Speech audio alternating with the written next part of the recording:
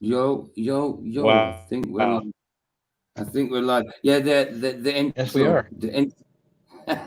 We're certainly live. Hold on. My YouTube's not on mute. How unprofessional. Yeah. Yeah, I didn't have an intro, so I just You gonna stuck get on it? my intro. Any Yeah, old intro. Any old. that creeps me out, Yeah, dude. It does. yeah, that That creeps me out AI, a lot as well. Without a doubt, man. You just it ain't look ma- at that. I mean, it resembles you. It resembles a human. Definitely, you recognize it. Then that's fine. But when it starts making that faces, it's like, yo, it's pretty freaky. It's pretty freaky that they can react like we react. Not the micro details. They haven't got that yet. But you know what I mean. It's pretty mad. It's pretty mad. they're Yeah. working on it. Yeah. I apologize to the guys. There's only two. It says there's only two watching at the minute. Let's refresh my page. There could be on. That's There it. might only be two. Jeez. Yeah, that happens. At the start of my streams, it's always kind of like two. Then they kind of drift in up until about 10 sometimes. It just depends what people are doing. Some people could be in bed.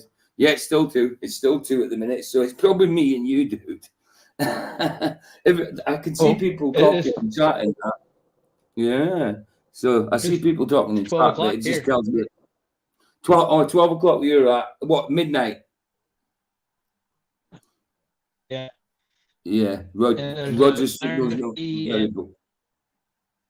Sorry, you're roboting in and out is it there. better?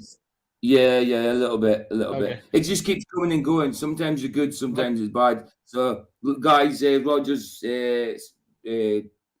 signal's not brilliant, but you know what I mean. But we'll struggle through. We'll struggle through. He's turned. Did you not know your own I'm camera? gonna.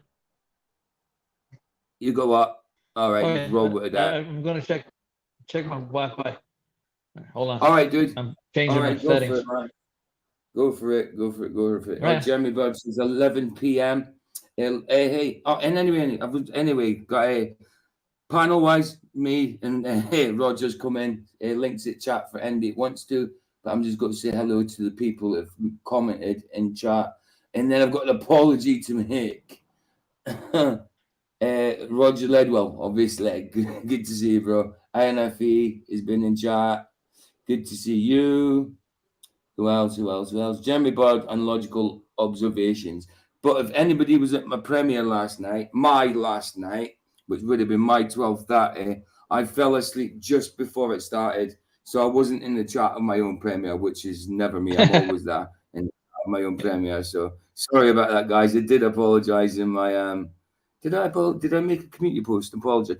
I think I apologized in a community post. How you doing, INFE? Good to see you, man. Good to see you. Like I say, the intro had nothing to do with the theme of this morning. It's just I forgot I didn't have an intro. Sometimes I just use the countdown, but I don't like it because it's a 30-second countdown, and you put the countdown on first before you start your live. So by the time you guys see it, it's on 24. So it's like, well, a 24-second countdown. What's that all about? You know what I mean?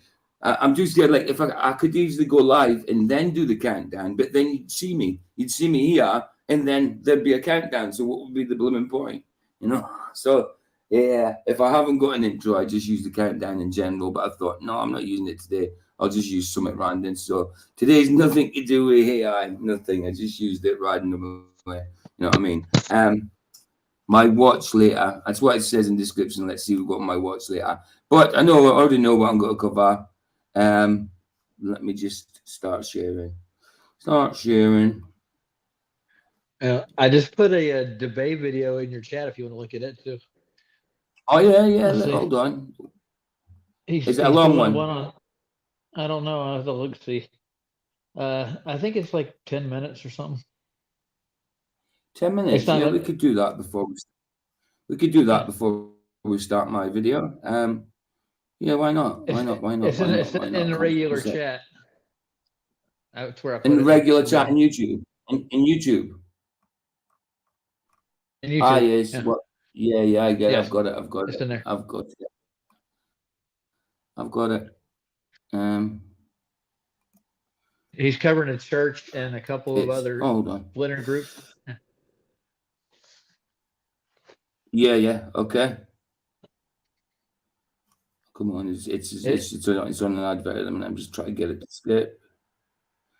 So this is Eric Dubé, the Cathar Consolementum. Have no clue. Is this about Catholics? No, it's Or is a this branch something? that went off the church. It's like they wanted to be Christians, but the Catholics didn't want them, so they Oh, okay. made Well, them. the Catholics and Yeah, Christians. yeah.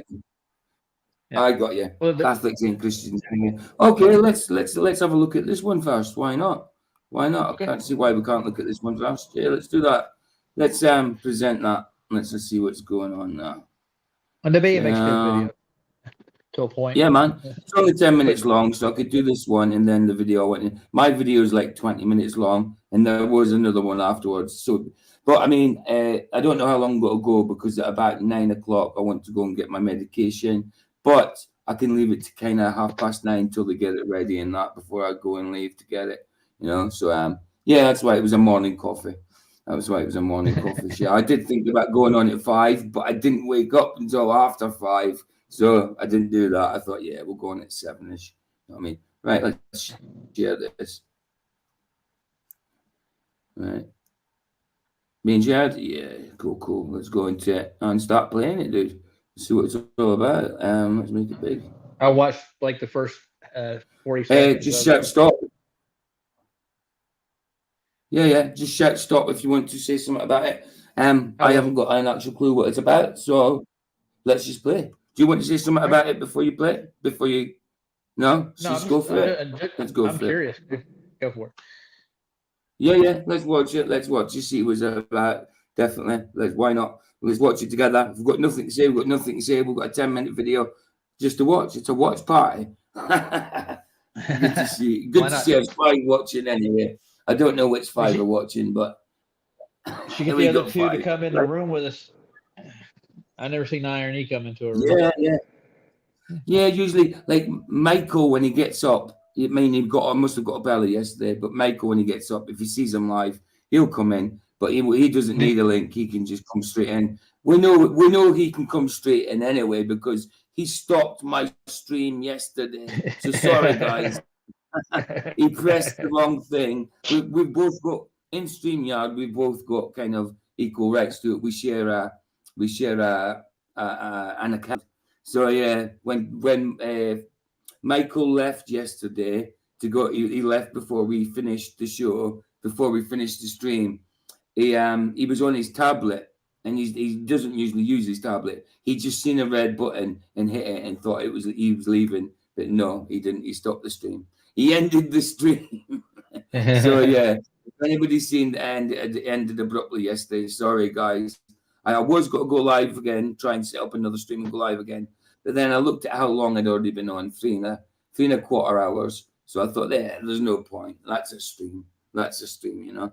I can always say what I've got to say in the next one. So yeah, let's get on with this one, guys. And okay, do you know something? I hate saying that. I sound like there's a lot of YouTubers, big YouTubers, like, hey guys, let's do in acting because of their well, they got to because the sub count they've got a thing to do. But yeah, I hate saying like, hey guys, but what else am I meant to say? Guys all the time. But you know what I mean, dudes, men, women, people. Better than exactly, dude. Better than exactly. It's better than exactly. Absolutely. Nothing's better than exactly. That's exactly what it is. It's exactly right. It looks like that Iron FE knows who the Cathars are. So, okay, cool. Yeah. I've never heard of them until that's new to me. All right, that's good. But how come I haven't seen how come I can't see that? Is that on YouTube chat? Because the last thing I can see Iron FE said was he said hi, but before Jeremy said cheers all. Yeah. Oh, got you. Right, you said no problem. Oh, yeah. Got you. Cathars, oh my. See, I haven't got a clue at all. Who the Cathars are. I might do once I start hearing about it, because there's a lot of things that I've come across and know about, but I've totally forgotten until I get reminded. You know, so many stuff that you research or have a little skim research about. You know, sometimes you just forget about stuff because Oh yeah. we're in the game. We're in the game of truth, so we're always kind of trying sort of researching. I don't always research, but in at the back of your in the back of your mind, you really are. At Oh the yeah. end of the day, that's the one. We're always researching, man. Right, let's play it. Let's play it. Go for it. Christian Gnostics. There existed All a right. I don't know what you said at the start. similar to the early Christian Gnostics. There existed a sect in southern France known as the Cathars, who considered themselves the only true Christians of their era. The Roman Orthodox Church Again, Roger, just shout stop if you want me to stop or exactly. Yeah? Exactly. Yeah. Stop or exactly. They mean the same thing, you know? Oh yeah. Exactly. vehemently disagreed with this, of course. So just like Gnosticism, Catharism was outlawed, and Right. they too were hunted down as heretics. Right. In fact, the Cathars were the first Christian group targeted by the Catholic Crusades, and the very first edition Wow, they were the first Catholic group targeted by the Catholic Crusades. Well, to me, Well, the Christian. Catholics ain't Christians, you know? So Well, maybe these people. So yeah, they- so they're they crucifying separated. Christians as far as I can see. Yeah. Yeah, that's what they're doing. Yeah. So people that are Catholics. So there you go. wanted So they're like the modern. Yeah. So they're like the modern Protestant group sort of thing. Yeah, got you. So they might have been more Christians than the blooming Catholics in the first place. But let's carry on. You never know. Carry on. Go ahead.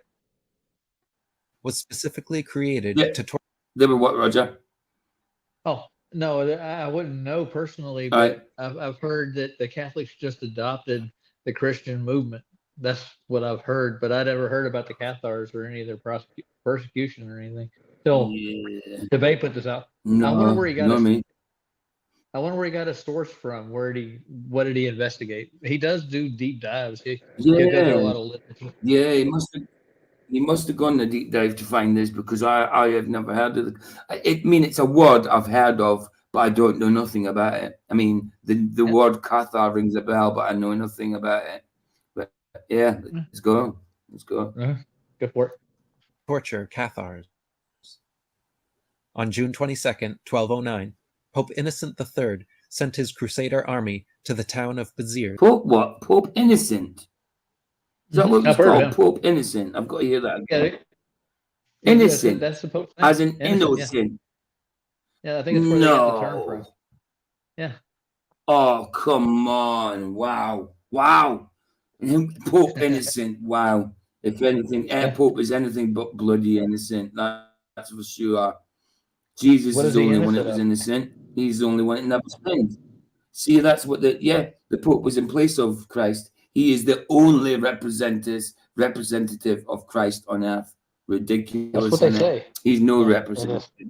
Yeah, no representative of Christ in my books, you know. Well, he doesn't Right. represent me. Yeah, that's pretty much. Yeah, man. Right, let's go. In the Languedoc province of southern France, who were celebrating their feast day of the Magdalene, headed by Inquisitor Hold on.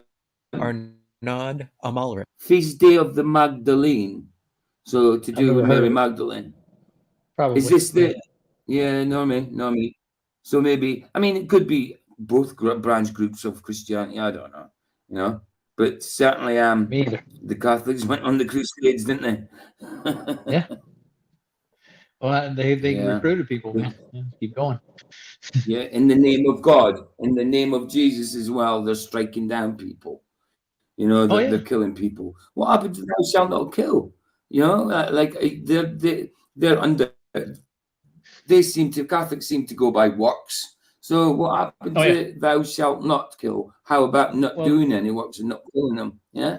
What does that not mean anything to you? Does that not mean anything at all? Well, but still, they look like they think they're doing the Old Testament God wrath thing. You know what I mean? Yeah. Wow. Well, these people think they live on a ball. Yeah. Wow, man. They do, which is silly. I don't know where that comes from. That's just mental. Well, back in the The day, from what Catholic I can Crusader tell, army gathered outside the vizier's city walls and demanded an Sorry, go on. no, back in the day, for what the Back in the royals day, what? believed that back in the day, the royals believed that the Earth only uh, was meant for them and the stars too. So what they developed their Yeah, astronomy around that ball, and they didn't share it with the yeah, public. And the yeah. wealthy and the learned actually learned cosmology on the ball. So Mm, yeah, yeah, that yeah. they thought they were Maybe better than everybody. Yeah.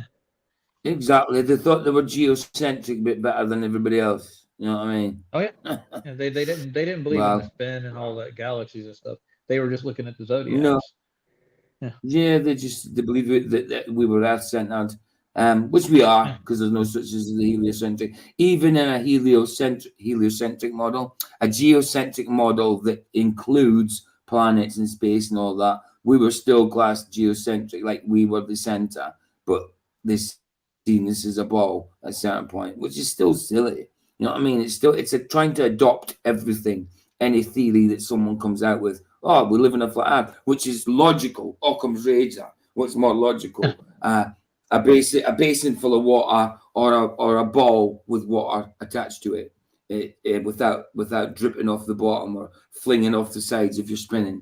You know, Well, yeah, craziness, man. that's why science has to dress it up with gravity, centrifugal force, everything else in the world, Hmm. and then they got to lie about their photograph. Yeah, of course, of uh, course. from what I watched Nathan's today, and he had who was it, Timmy Osmond on Okay. there? Yeah, and Oh yeah, got yeah, yeah, they yeah. tore him a new one, dude. And basically, they were calling him out on his Salt Lake photographs. And I was looking at it, and like I could see how they could fake that curvature with refraction, and that's Of basically all they're course. doing. Yeah, it's Math. nonsense, dude. Yeah, well, it's not just Yeah, math. They're over the Salt Lake. It's salt water, so you're going to get a high refraction curve of from course you are. sunlight. Yeah. So Of it's like, course why you is are. Salt Lake City underwater? It's not underwater, dude. It's just what it looks like from the photograph. Yeah. It's ridiculous, isn't it, bro? It's ridiculous, Oh, it man. is. Yeah. They were using Walter Bislin's calculator too. He started off with that, and Nathan called him Yeah. on that. Like, oh, that it has a horizontal plane with eye level on it through the whole calculator. It's Hey, like Jimenez. yeah. Good to see you, man. Good to see you. He had Tim Osmond on his show for 2 hours, dude, running him over the coals. Because Tim used to bully flat earthers back when we first started on his show. He would give them the biggest load of crap, and he would have a non-consent. What do you call it? They would go and debate him. He would be on his platform, and Oh, he yeah, could yeah, time yeah. him out, whatever, and he Yeah, shut him yeah, up. absolutely. He bullied the Yeah. crap out of him. So Nathan gave him a taste of his own medicine because he came on Nathan's show. That Oh, was excellent. bad. Yeah. Excellent. Yeah, Well, that's excellent, man. Nathan's doing the political servers now. He goes on there and he gets some Okay. fresh new college kids to come out with the old like 2012 arguments. Votes go over Oh, the wow. horizon. You know. Yeah, Yeah. craziness, man. Look at my Craziness. photograph. See my observation? Like, yeah, we see it. There's plenty of them. There's plenty of them. Hey, Jim Atria, good to see you. Good to see you. Jimmy, he's been coming here a while, and he's come here a good few times, and he hasn't got a spanner. There we go. He's got a spanner now. Yeah. Standing moderator. And there we go, Jimenez. You got your wrench. I didn't realise. So sometimes someone comes in and I just see them not blue because I don't get if a troll comes in. Obviously, I'm not going to knight them. But yeah, if somebody comes in every now and again. I see that I'm like, what? Why did I miss that one? You know. Let's carry on with this video. It seems pretty cool. Nice. An ultimatum of the townsfolk. They were allegedly harboring 200 high-ranking Cathar leaders known as perfecti within the city, and were ordered to turn them over. The townsfolk refused, and continued their feast day celebrations, which enraged and caused Inquisitor Amalric to declare that they shall all, quote, die as heretics rather than live as Christians. Die as heretics rather than live as Christian. I don't know about them. They probably lived a better Christian life than the Catholics. You know? Ain't that proper hypocrisy there, man? Real hypocrisy there. They just wanted to be Christians instead of Catholics. That's why they made them heretics. Yes. Seems like that. Seems like that. Yeah, it is messed up. It's like what the Protestants try to do, even though there's still problems with the Protestants, obviously. But it's what they try to do. We have our problems, dude. Yeah. Yeah, absolutely. Without a doubt. When asked by his army how to determine which of the townsfolk were the Cathar leaders to be exterminated, he answered, "Kill them all. God will know his own." Thus, the Crusaders see. Kill them all. God will know his own. God does know his own, exactly. So you doing that without repentance, God will know that you're not his own. You know? Absolutely. Yeah. Well, that's kind of apocalyptic, right? Think about it. Yeah, absolutely. Kill them all. Let God swear out the rest. You know, back then, I think they thought they were living in the end times as far as they were concerned. Well, with some people anyway. I mean, there's been lots of living in end times, you know, and people think they're living in end times. Like I think anyway, we're living in end times, which I can certainly see signs of. So I think we're correct that we're living in the end times, not knowing when it's going to when it's all going to come to a head. That's scriptural. So we're not going to know for sure, but I can still say that I think we're living in that time. Sovereign, good to see you, bro. Good to see you. I don't know if you did a show. I just Sov's in here. The links at the top if you want to come in. Sorry, I don't know. Yeah. I don't know if anybody's talking. I watched him earlier. Yeah. Oh, I was just about to say I don't know if Sov did a show or not because I did a premiere at 5:30 my midnight, which would have been 2 hours before Sov, and I usually wake up and watch a bit of Sov and all that. But I fell asleep all night. I didn't even make it to my own premiere, Sov. You know, my own premiere, I didn't even make it to. It's the first one. So, like I say, after Flatters, I was tired. I made the premiere and I set it for 12:30, which would have been Sov's 7:30, ish. Yeah. And like I say, I fell asleep and missed that. You guys were in the chat and that saying hello, and I wasn't there to say hello. Felt really bad. That's like a community post, man. But yeah, Sov, if you want to come in, dude, the link's at the top. We're just going through this video at the minute, then I've got another one afterwards. He did a good show earlier. Then sacked the town. Murdered. Oh, excellent. I'll be watching it in a bit, and now I know he's doing a show. I'll watch it in a bit because we missed him on Flatsys. We didn't know. We thought that maybe he was doing something busy in that. So yeah, I didn't know if he was going to have a stream last night. Right. It's Memorial Day. Yeah. Got you. I had to see, work. it's.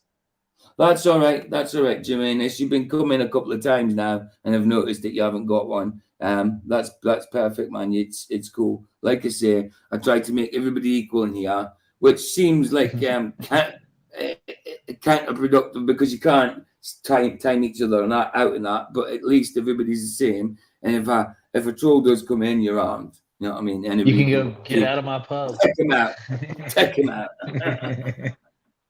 Yeah, like I said, links at the top, guys. I'm going to carry on with this video. During nearly 20,000 people before the day was finished, mostly women and children. Crusades against the Cathars continued for the next 40 years until the entire sect was eliminated off the face of the earth. Their final stand occurred on March 16th, 1244, at their fortress on Mount Segur. Oh. For 9 months, the Crusader army was held at bay until finally Sov said, I'm off to bed soon. Or of course, you finished your stream probably a few hours ago, so it's late for you. So of course, man, he says he's off to bed soon. Or come on, I was doing Memorial Day crap, watching the sheep. For war. Oh wow, that love heart does my nothing. Oh, for the War Dead and Clamber for more. Shaking my head. Yeah, I get you, dude. I get you, man. But yeah, man, I no was problems. saying I the same completely thing forgot. myself. I forget about times and stuff, you know what I mean? Time zones and that. Sorry, Roger. I was saying the same thing he said earlier. I was telling my boss that Memorial Day is when they Yeah, want to go to war and celebrate it. Yeah, yeah, yeah. In it mad, in it mental yeah, yeah. craziness. Well, my grandfathers, both of them, served in World War II, and they didn't have anything Yeah. good to say about it at all. They didn't. Well, Oh I yeah, dare say they would. I mean, yes, we won the Second World War. We won the Great War, the First World War. But is it anything to like the people who fought it? Would they think they won it? You know, the things that they've been through. Would they oh yeah. class that as a win? Everybody lost. You know what I mean? And people that What? did survive, the woundings, for life, people like disfigured for life, disabled for life, and mentally scarred for life. Did they think it was a win? You know, I don't think it with was a what they're win going for through. anybody. No, No. of course it's not. Of course it's not. War's not good, man. War's not good. War is a culling. Yeah, of course it is, dude. Of course it's a culling. Getting rid of people off this earth. Why they Yeah. want to do that, I do not know. Does it mean it's more money for them? Well, look at the Wow, isn't Masons it? Creed. It's a wow. The only thing they should have like what 120,000 or 100,000 people on Earth. That's Yeah, it's just their creed. craziness. They think we're overpopulated or something. It's insane. Yeah. Yeah. I was going to say, It's an ex- does it look like it's on 720? Has it been okay in YouTube land? It's not flickering about or anything. It's not like jerky, because so far to me it seems like it's been doing all right. Let's it carry looks on like it with to the me too. 720. Yeah, let's carry on with the 720. If it's not all right, then I'll change it down. I'd rather it be better quality than lesser quality, you know. Right, let's go, dude. Let's go, dude. This video is good that you come up with. Did he just put this out today? Yeah, just like an hour ago. Oh, excellent. Because I've still got his like the high altitude sort of thing he put out the other day. I thought he'd be talking through it, but he wasn't. It's just a video of the high altitude balloon and taking 360 video of the flat Earth. Funnily enough, yes, when the Yeah, camera moves up and down, it goes concave and convex. But when it settles, what is it? Perfectly it's straight. level. Yeah. Perfectly straight. Exactly, dude, man. Well, you ever It's look kind into of August? Yeah. And one more thing, real quick. yeah. Sorry, You never look into ever what look at August Picard? August Picard. Only a little bit. I know what he did, obviously, in the balloon and all that, but Yeah. I don't know amazing amounts about him. Go Well, I on. know enough to know that they censored him big time because what he saw was a flat disc and no motion There you go. of There you anything go. at all. And Well, of course they would. Of course yeah, they would. they had to suppress it, dude. Like they shut Mhm. him up. Yeah. Yeah, no doubt. And Like they do with that's everybody nowadays. People start talking. You see them. They even come out in television. Not that I watch television or what anymore, but they come out on TV and social media. Uh, the internet is, you know what I mean? Is they start to talk about what's going on and stuff like that. Then they shut up. All of a sudden, it's like, yeah, don't. Never mind what I said like 2 years ago. You know what I mean? I don't know what I was talking about. It seems to be yeah, a common thing. You know, it seems to be a it is. common thing. What they stole his Ridiculous. name and they made Captain Picard. They named him after August Picard. Yeah, And absolutely. Because it's all the yeah, Star Trek ships are named after Captain Cook and James Ross Clark's ship, like the yeah, Enterprise, the yeah, Explorer, Discovery, all those ships that they named in the USS Enterprise definitely was actually his flagship for Captain Cook, I think. It was in the Royal yeah. Navy. Yeah. So they just take Yeah. those same stories and they apply it to the space thing. Like, oh yeah, Yeah, of space. course they did. Yeah. I mean, look at yourself like Captain Picard. It's only recently I've not the past couple of years I thought, oh yeah, Captain Picard, he's out in space, and yeah, Augustine Picard. Yeah, of course they did. Of course they did. Trying to invent what he did. Yeah, And of course. all By going like out into space and yeah, the shuttles names, all the shuttles. this is they the have voyages of the Starship Enterprise going boldly where no man, well, no, they changed it to no one has gone before. They changed it from no man to no one. Started getting PC. When we started getting PC, then after PC we became woke. Now we're all gay. We're gay, woke, PC. I'm not gay, but we're all gay. You know what I mean? We're living in a gay world. Well, if you look back, right, let's look back at. Okay, go ahead. Yeah. No. You were saying no. You're in the middle of saying something. It's cool. Yeah. Well, cool. back I in always the say 30s, let's go, but then there's a little delay, so I don't realize that you're talking at the time. So yeah. That's all right. Yeah. Back in the 30s, and the 40s, gay wasn't known as a bad thing. It just meant happy, dude. Happy, it didn't mean you were. Yeah. Yeah. How many people were called? How many people were called Gaylord back in the day? Oh yeah. Like in America, a lot of people were in the South were called Gaylord. Well, they were on movies like Cannonball Run and stuff, or Smokey and the Bandit, whatever one it is, Gaylord. But yeah, it's a funny name, but common. It was common, and it didn't mean what it sounded like. You know. No. Now it is. They demonize it. Yeah. They make it bad. Yeah. Yeah. I once went into Arwen's chat, and when I still spoke to him and that, and I said it jokingly. They were talking about gay people, and he was all disgusted and that. And I says, I'm gay, but they're in the original sense of the word. I meant happy. And he's like, don't come in here with jokes like that, PG. That's not even a good joke. I'm like, wow, it's just a little thing. Just to mention that gay never originally meant, you know what I mean, gay or homosexual. I've only sat through 2 of his shows, dude. I can't watch Arwen shows, dude. It's just like it just drags on and on and on. I know. I used to be a moderator there. I used to support him in that, but yeah, I don't tend to go now. I mean, yeah, I'll pray for him, but I don't agree with a lot of what he says, especially when it comes to Christ, obviously, you know.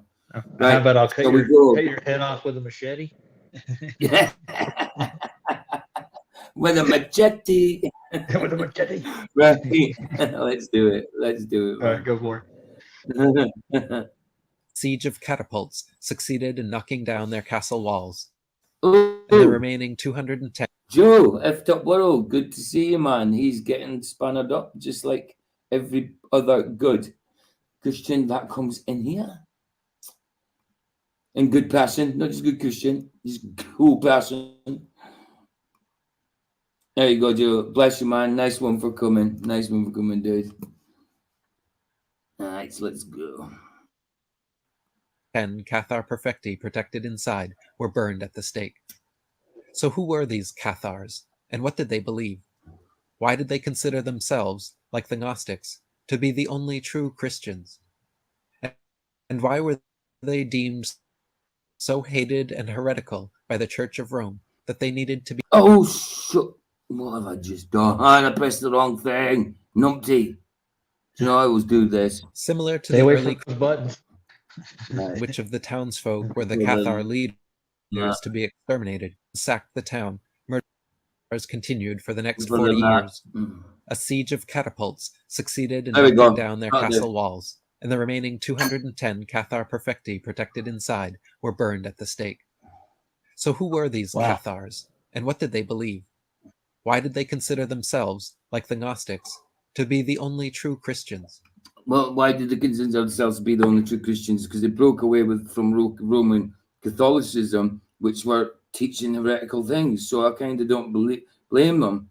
And at the time, if they broke away from that, I'm sure they would call themselves the only true Christians because Catholicism wasn't doing it. So I dare say so. I mean, I don't know the doctrines or anything yet, but so far to me, it seems like they're just trying to do Christian thing. You know what I mean? Yeah.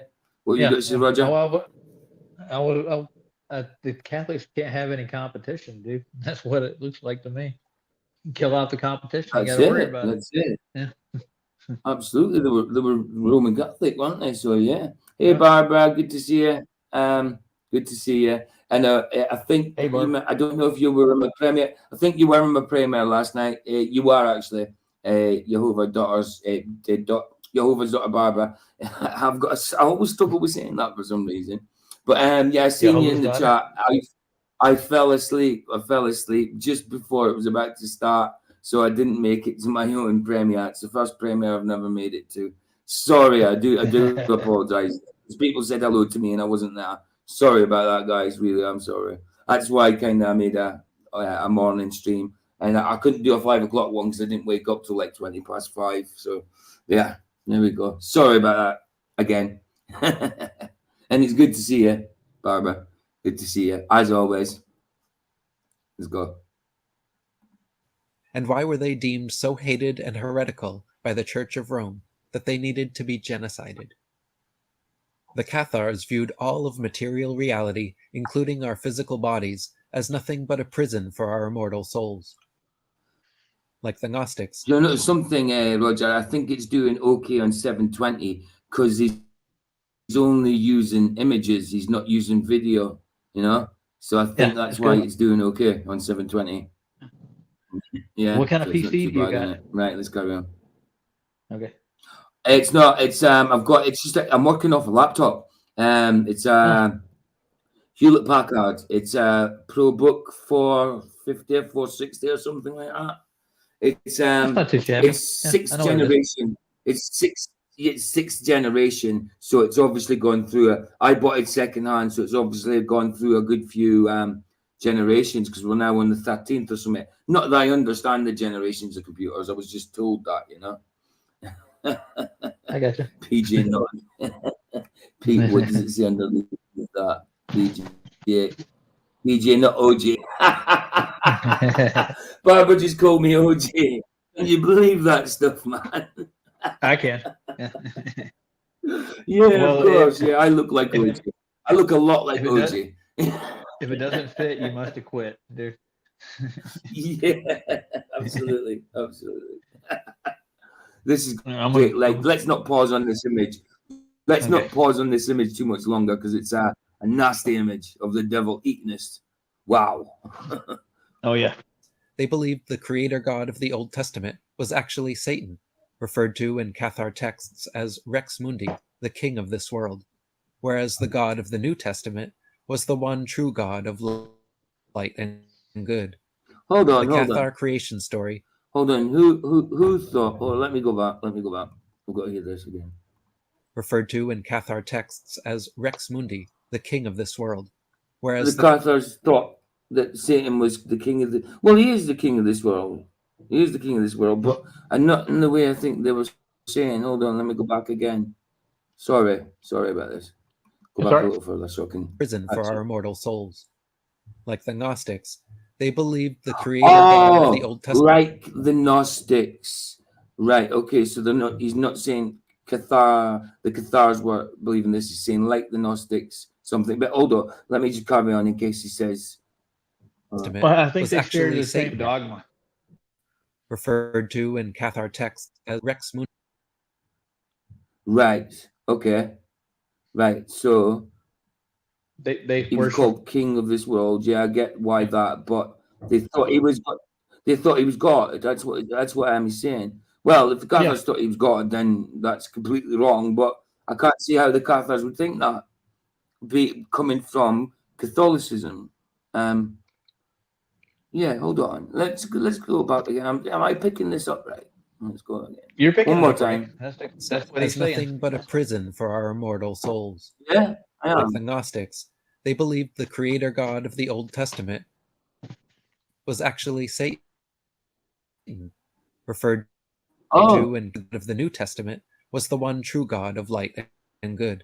Right. So of the Old Testament, they thought Satan was the ruler. Satan is God, but the New Testament, Jesus is God. Yeah. Well, back in those times, I think the Jews actually were demonized like that. The Hebrew Right. God of the Old Testament was considered to be evil because he was Yeah. he was almost Because he had anger. He still got anger. We've all got anger. There was things yeah, going on in them times. He had a righteous anger, so it wasn't the devil. It was God. Yeah. But yeah, I can understand where their feelings were coming from, but they're in error to think that as well. But there was a lot of people in error. But yeah, it's a bit of a weird one thinking that that Satan was God in the Old Testament and Jesus God in the New. Maybe that's why they thought Jesus had to come along because of the devil being God. I don't know. I don't know what they believe. But yeah, they're certainly in error for that. They're not in error for getting away from the Catholics, but they're in error for this, whatever this is, You get it, don't you? yeah. I wasn't sure Yeah. if I was picking it up right, Roger. I had to go back a couple of times. I wasn't sure if I was picking it up right. And you were like, yeah, you're picking it up right. All right. You know what I mean? You are. You got it. Barbara Yeah. said, yeah, cool. Barbara said, if you do enough research, you'll find the church has inverted the Bible to the extent possible. It's beyond disgusting. Yeah, absolutely. I get you with that. Absolutely. I've only got one thing to say to all that. Exactly. Exactly. Now, when I was I'm younger, going to say exactly. Yeah, say exactly to the point we're going to get so sick of it that people will make videos. and write poems for you. Yeah, that's it. Yeah. That's it, dude. Nice. PJ, you need to Nice. stop saying exactly because it sounds condescending.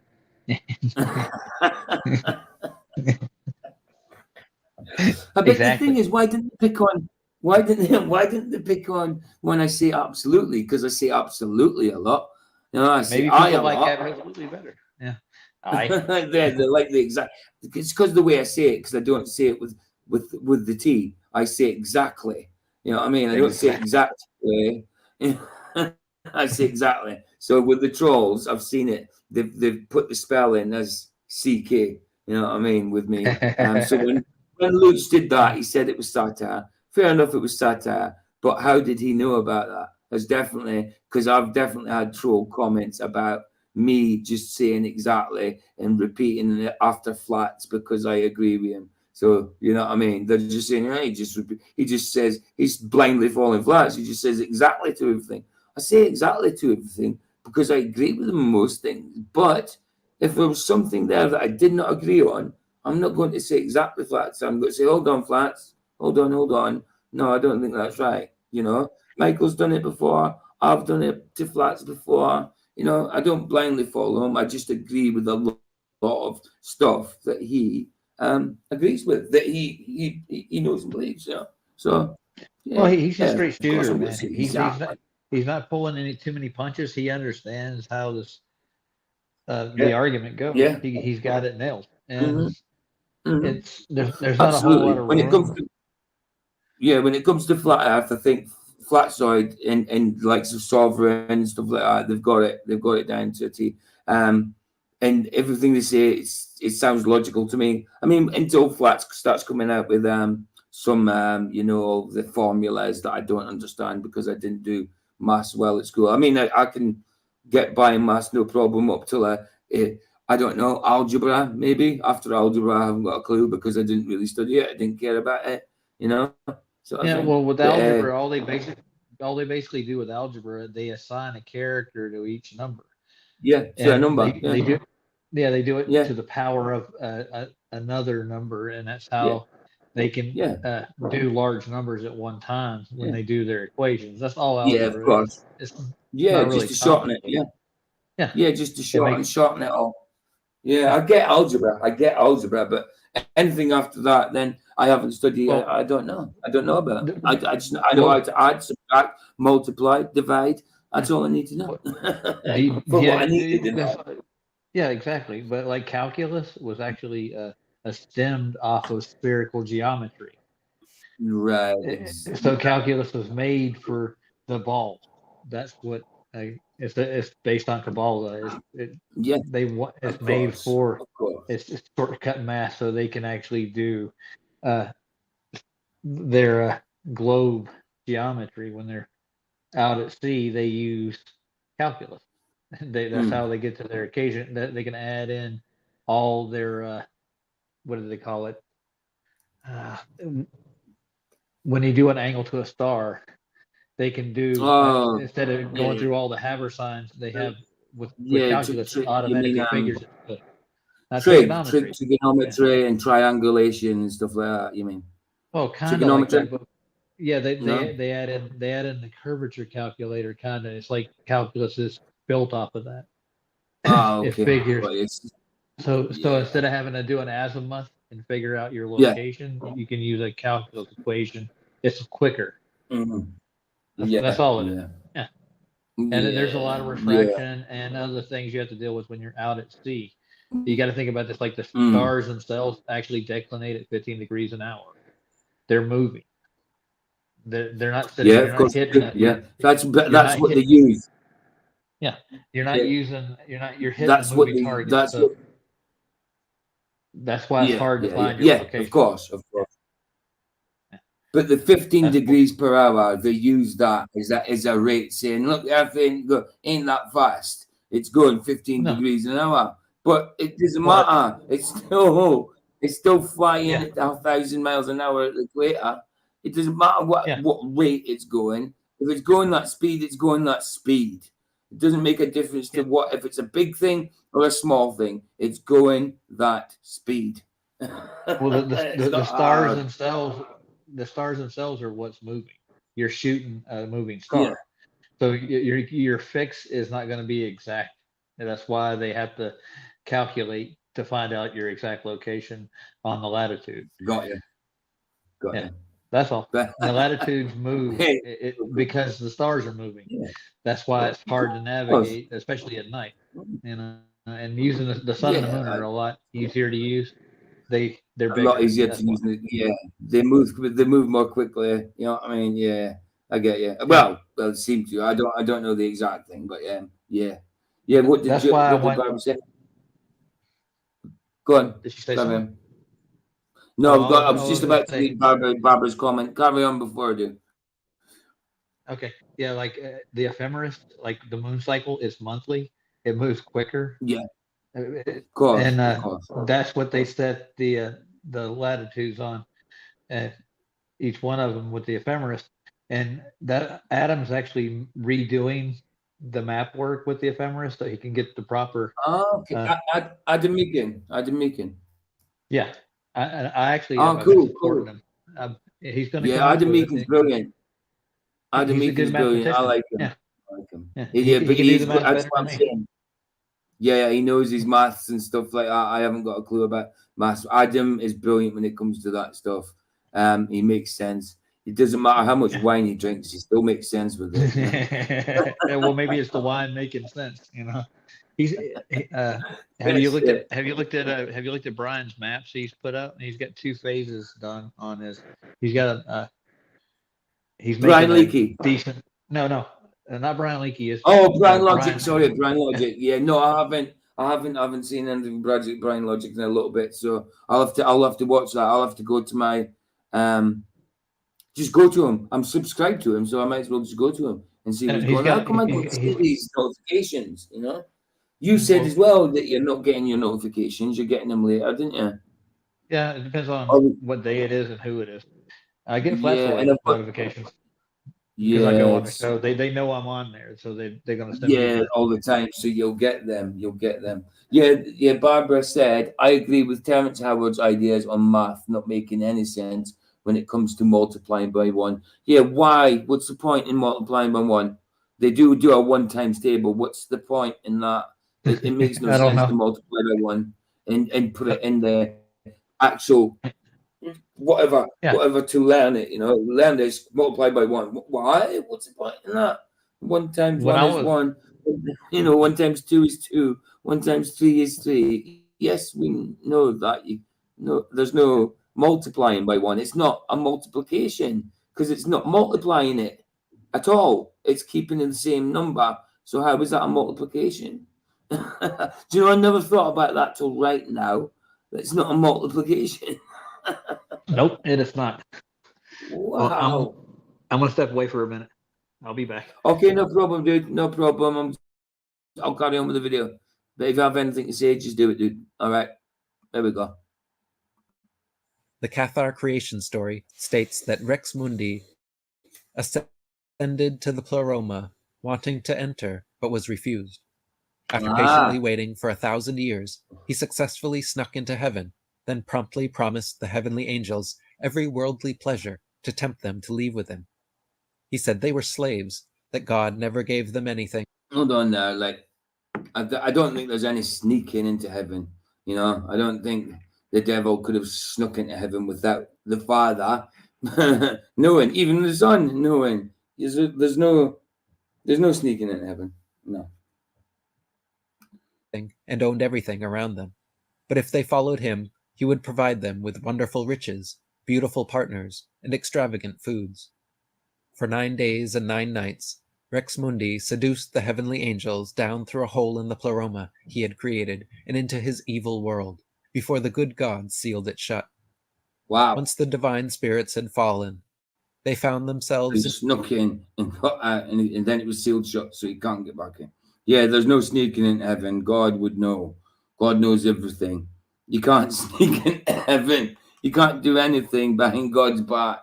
That's silly. That's silly to think that. Did they really think that? Because that's silly to think that. Yes, the devil's got a bit of power, but he got enough power to to get past God. You know, and God knows everything. yeah, Barbara. Well, It doesn't make sense because it multiplies something by itself should double itself. Exactly. That was to do with the multiplication. Carry on. Sorry, Roger, about this. You were going to say something. Oh yeah, well, with these people, they think that the God Yahweh is just one of many gods. Yeah, That's the way the Yeah. Gnostics look at it. got you. They So are broke they? away Is from it, Catholicism. yeah, Yeah. But are they saying that these Cathar were like the Gnostics? Yeah, they're basically kind of the Yeah. same, like offshoot of it. Right. Yeah. They Right. killed them off though. Right. Okay. So, Yeah. But there's still, like I say, there's obviously error in most and even in most like Christian divisions and that, you know, there's error. We're not perfect people, so we are going to make mistakes. You know what I mean? As long as it's not to the point of leading people astray, you know, taking them away from the truth. As long as it doesn't do that, you know what I mean? yes, I do. in physical bodies in a dense material realm, Cool. without any of the pleasures promised. When they repented and asked to return to heaven, Rex Mundi refused and replied that the physical bodies he had fashioned for them would now bind them to earth and make them forget all about their heavenly home. Meanwhile, the one true God, disappointed and distraught, decided the fallen angels needed to work towards his grace and forgiveness by struggling within these physical body prisons, and thus made a deal with the devil. Yeah. Satan could do what he wanted with these physical That's just- bodies, but the I individual suppose that's just speculation and what they thought happened. That nobody's had revelation of that. They didn't say anybody from the Cathar or whatever had revelation of that. So that's just speculation. That's theirs. That's their ideas and that put there, because as much as it could be true, but we don't know. I just think it's speculation. And there's a lot of that goes against what our faith well, says. You know what I mean? So Yeah, go the on, Hindus go on, do Roger. the same thing. The Hindus think the Yeah. same way, and the Vedics, Yeah, same. They have the same Yeah, I kind of like get the it. same moral story. Yeah, that's what they. I I think get it's where it was around before or around the same time as the Vedic. yeah. People like to put their own ideas into the supernatural when it comes to God. It's putting their own ideas in it. It's putting their own understanding into it. That's like putting yourself into the Bible, into the situation of the Bible. Like you're not exegeting, you're eisegeting, aren't you? It's kind of like that, but in life, eisegeting in life. You know what I mean? Oh, yeah. In life, but in supernatural life. Sorry. Yeah. It's good. It's a good little video. It's a good little video, and we've only got 4 minutes in. It's 8 minutes long. We're halfway through it. Okay. Go All for it. souls which animated them belonged to God, and could return to him once they renounced the body and all of its temptations. Right. The devil agreed to this deal, and the rest is human history. Trapped in these physical bodies, the individual soul essence was condemned to repeatedly live, die, and reincarnate into new bodies for as long as that soul remained attached to worldly things. See, there's nowhere that's scriptural. Being reincarnated. So, yeah, that's Like I said, definitely it's putting like their own. Yeah, that's the Hindu philosophy. They believe they can reincarnate. That's why they don't kill animals or bugs or anything. They won't even kill rats. They let every animal live, and if that could be their cousin or yeah, exactly. Same idea. Michael in the house. How you doing, Michael? How you doing, bro? Roger. Hey, Michael. Cool. How we doing, Good Michael? morning. Good morning. Yeah, do you know what happened last night? Do you know the premiere I did last night, dude? I wasn't at it. I fell asleep just before it was about to start. I Yeah, was all the asleep way as well, so I weren't there either. Yeah, all the way. But everybody was in there saying hi to me, and I apologize to the people because I'm always at my premieres. That's the first one I haven't been to. But yeah, and then I thought I might do. After, when I woke up, I thought, oh wow, oh crap, I've kind of slept through that one. I might as well do a 5 o'clock stream. And then I looked at the time, and it was 5:20, and I thought, well, it's a morning coffee stream now. So I just thought I'll go at 7. And by the way, me and Michael are streaming tonight. Not flat size night. It's 8 o'clock. 8 o'clock GMT. So the same time as flat side would be on. We're on tonight, and we're doing the Babylon. Sorry, Tower of Babel. Tower of Babel. I was talking. I was about to say Babylon Found. Then Babylon Found, but yeah, we're doing Tower of Babel Found. There's certain videos this guy's done, and we're on episode 2, and we're doing episode 2 and 3. So me and Mike will be live tonight. Well, you guys are going to compete with you. I can't be at both, man. I saw your Lore Lodge video earlier. No. Me and Michael will be what I mean, Roger, is me and Michael will be on the same stream talking about it. We're not on separate streams talking about it together. Yeah. No, so I was going to come on and do a video I had, and Roger put this in from Eric Gray, and I thought we'd have a look at it. It's an 8-minute video, halfway through, to do with the Cathars. I had no idea what they believed. They had, and so far, I could see why they separated from the Catholics, but then the doctrine they started to believe was completely wrong. But yeah, I don't blame him for doing that, for getting away from the Catholics. But then it seems like everybody wants to get away from the Catholics. Yeah, of course, but then making another doctrine, making other doctrines or whatever, or what they believe, or putting their stories into the religion or the faith or whatever. It's just making another religion, isn't it, or another cult? Yes, it is. Yeah. But yeah, I did not have a clue what the Cathars thought about or believed. So I didn't know they classified it as a Christian thing, but they said Christian to begin with. So. Well, they thought, Michael, that in the Old Testament it was the devil was God, but in the New Testament it's Jesus, it's God. Because God was wrathful in the Old Testament, they think it was the devil and not God, you know. Michael knocked himself out. Knocked himself out. He can get back in. He can get back in. I don't need to let him back in. Don't end the show again. I dropped my mouse and it kicked me out. It did. I see Michael, a lot of people in this community that we find ourselves in that go around saying Yahweh is not the God of the Bible and we're a demonic God. And I put that down to a lack of understanding. All this, he were an evil God, he were killing women and children. I just put it down to a lack of understanding of what we're actually going off back in days and hour, I got a question for you, Michael. Yeah. Yeah. Is it raining bullshit today? That's a brilliant. I were gonna do a lengthy video, you know, like covering a lot of stuff he said, but I just couldn't be bothered. To like go through videos and find where I wanted it were too much listening to him, you know what I mean? So I thought, stuff it, I'll just make fun of him. It was easy to do though. Yeah. Yeah, absolutely. That was a brilliant video. And when raining bullshit, never had that before. I was like, yeah, Do you know, it just popped up in my feed, and I was like, "Now this is a song I'm gonna have to use." You know, it's funny, like how these things just pop up and they all gel together. Do you know what I mean? It's like I was thinking before I true. clicked on the link, I was thinking that's bullshit. I saw it. Click, and there's a song, dude. Bullshit. Just thinking it. Yeah, I was. Morning, Digital Intel. Good to see you, bro. Good to see you, man. Funny. what Right, an awful let's go. character, though. Do you know what I mean? Saying things like that, Oh yeah. Yeah.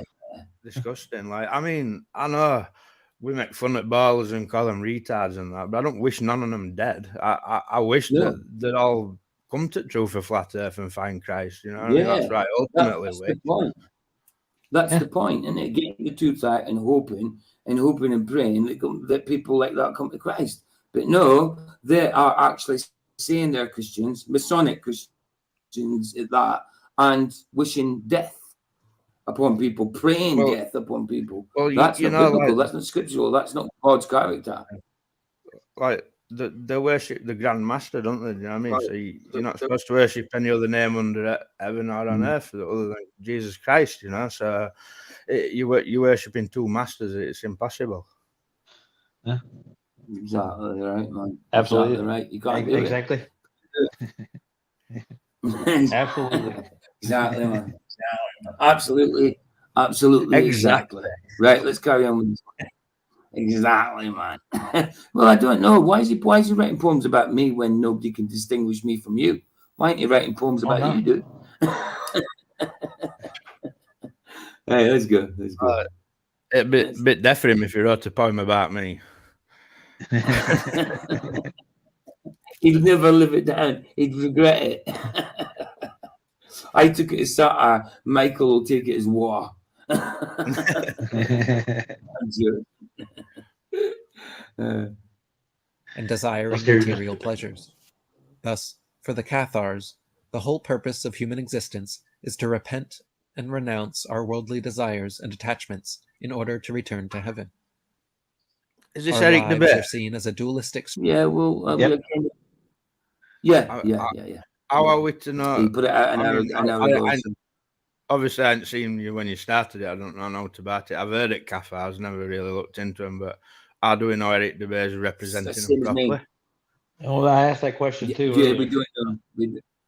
Yeah, that's the thing. That's the You've thing. seen what he's done Yeah, with goals review. Jesus. Oh yeah. Yeah, absolutely. I did think that too. I was going to say that. I was actually going to say that something like that at the end, because it's Eric DeBay. Flat Earth stuff, yeah, can be good. You know what I mean? And he woke up a lot of people. But when it comes to his thoughts and he hates God. He definitely hates God without doubt. So when he came to Flat Earth, he must have had some more cognition, like, oh wow, we've got a creator. Do you know what I mean? I wonder who it is. It can't be Jesus, you know, because he obviously had a bias against him in the first place, you know, because the way he talks about him is. Well, yeah, you can watched see this video on Christ. Yeah, right. Yeah, Where he it- has got. Yeah, absolutely. Where he compares it to astronomy instead of Yeah, a physical Yeah, thing. we It's covered all that. about the sun. Yeah. Did we cover that one in Flatsies? Yeah, we did. Oh yeah. Yeah, Did we Christ did. actually exist? That's the question. That was. Yeah, Wasn't. yeah. It's Of not- course you did. It's not a valid He does. question to me. Did Christ not a- exist? No, it's not a valid question. I mean, because I've personally exists. seen him. yeah, he still exists though. Yeah, He's there's definitely proof of him being there. It's historically recorded. You know what I mean? We've got the Holy Spirit. You know, Christ is alive now. He's of course he exists. He's alive now. He's alive forever. You know what I mean? He's permanent. Permanent. Can't get past that. Can't get past that. And if you're not with Christ, you're against him. And who you with then? You were Satan. You know, it's simple as that. Struggle between the worldly temptations of the flesh and the spiritual peace of the soul. As Mani, the originator of Manichaeism, a forerunner to Catharism, stated, "Souls are prisoners of darkness, and they must fight to recover their original destiny, abandoning the body that imprisons them." Wow. For the Cathars, all of material reality, including their physical bodies, were seen as a prison, caging their pure spiritual essence. Just stop a minute. They PJ. aimed to leave this world forever and return to paradise, believing that anyone Go for it. It's using like them same background images that he used in that other video. You know, these crazy. Yes, paintings, he's using exactly the same. There's definitely an agenda here because he used the same type of imagery, and it's all that type of surrealism and things of the devil. Like you used the one earlier just before you come, Michael, of with the Satan eating humans and that. It's the same type of imagery he seems to use. So yeah, I think he's trying to say something with that. Definitely with that. Well, this looks like this looks like Renaissance art from France, dude. That's what this is. Yeah, it kind of does. But it definitely, I would still class it as a surrealism, like a similar to Salvador Dali. You know, he had, but Salvador Dali actually believed in Christ. I don't know if he was Catholic or whatever, but I think he actually believed in Christ. He did that big cross of Christ with Christ on it. Obviously, he might have been Catholic, flying, in that kind of position, flying over the earth. So he definitely had. I think it was a Christian, or just had thoughts of Christ. I don't know because at the same time, there's things with Salvador Dali where he was infatuated with his wife's boobs. Oh yeah. So he did a lot with his wife's boobs and all that, and to put that out on display is not very Christian. So I don't know to be sure, but he did do that big portrait thing of Christ flying over. You know, he was probably raised a Christian. Yeah. Yeah, probably. He seemed hedonist almost to a point. Yeah, but he was good. Hedonism, hedonism. Yeah, I dare say that. Through his paintings, anyway. And what I heard of him, he did. Yeah, he was very sexual and that, I suppose. Yeah. Well, God made sex. who failed would be doomed to repeated reincarnations. Their solution was a sacred rite known as the Consolamentum, which was so they believed in repeated reincarnations. Was this the Cathars they're talking about? Are they talking about the Gnostics now? No, I think they're talking about the previous, not the Gnostics, but there was I forgot what it was called. There are a whole bunch of different Gnostic groups who actually broke away from the church. It's just one of them, but it's the one previous to them. But they believe the same thing. Like the body is trapped a soul, and you're in a prison. You're going to graduate to the next level, become another entity in creation. So yeah.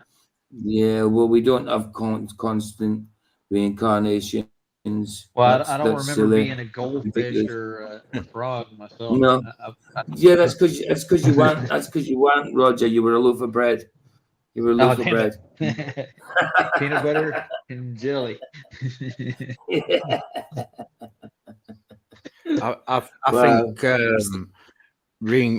reincarnation ties into like do as thou wilt, because what thou wilt. Like if you get another go, then it don't really matter what you do. You know what I mean? Yeah. That's it. If you get another go, you could kill, you could pillage, you could rap.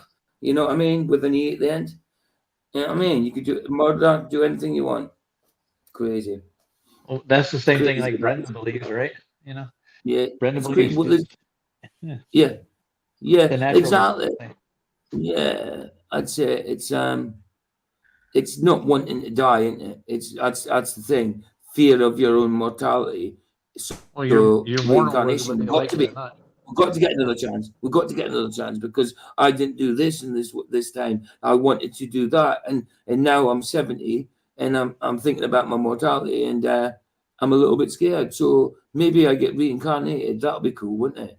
You know, that kind of thing. I think they're basically afraid that they didn't do right and they're going to go to hell.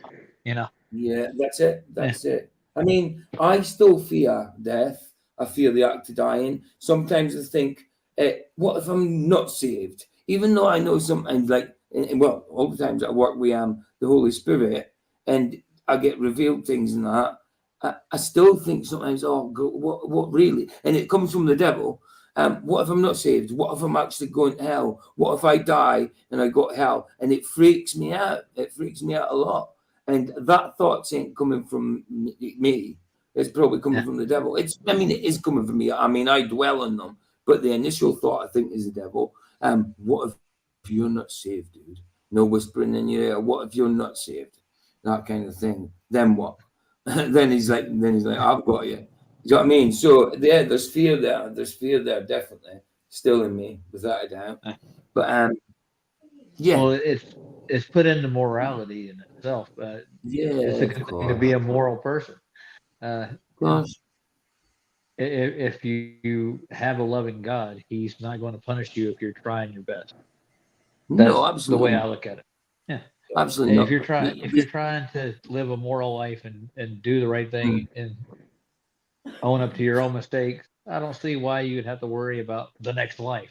Like, no, of course not. Yeah. And it's maybe a good thing. It's maybe a good thing that the devil's whispering in my ear and saying, "Look, what if you're not saved?" Because he knows I am, and it fears him more than me. You know what I mean? So that's the desperation of him. That's like he's desperate now, and he knows he's lost. He knows he's lost. He knows where he's going. So like he's trying everything. He's trying everything to get out of this. You know, same as these people. Trying everything to get out of this, and there's no way out. No way out. You know. Well, I look at it this way. You know, David conspired to have his wife's adulterer killed. You know what I mean? He did. He repented. You know, and I mean, have you haven't done out as bad as that, really, have you? Do you know what I mean? No, none of us have. Do you know what I mean? No. I don't know. You might drink a bit of beer, you might smoke a bit of weed, you might call somebody names, you know what I mean? But on schema, like, yeah, absolutely. I get you. I mean, yes, I've been done with manslaughter. It was just a situation. I've been forgiven, that kind of thing. I wasn't actually convicted of manslaughter. I was done with it, but I got 3 years and all that instead for supplying. That's all in my testimony. But yeah, because a certain person died because of me, I had my hand in it. You know what I mean? I injected him. I injected the guy, my best friend. I'm saying the guy. He was my best friend. So he persuaded me. He was very persuasive. Older than me as well. I kind of looked up to him. And he died, you know. I woke up later on, like I say, and he was alive. He woke me up, sort of thing. And then he asked me to deal with people on the phone. And then I didn't know what was going on. It was girls on the phone. We gave a number too early, I think. I put the phone down. Then I was like to him, what's all that about? What were they talking about?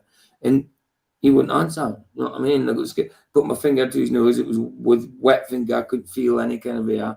And he was dead, you know? So he woke me up and died. That happens, you know, that's a misadventure.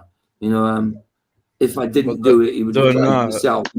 I didn't do it, he would have tried it himself and messed it up anyway, which would have been better. But you know what I mean? You don't know what's going to happen. It's just one of them, to be honest. It's no ill intent though. It were your friends. You know what I mean, it like you not set out to murder him. You'd not planned in your mind, I'm going to overdose him. Do you know what I mean? It was purely accidental, and it's happened to many people. Oh, of yeah. course. But the Yeah. devil's going to whisper these things in your ear. I'm not isn't he? saying you ain't got to repent for that, like, but Oh, of course. I've already like.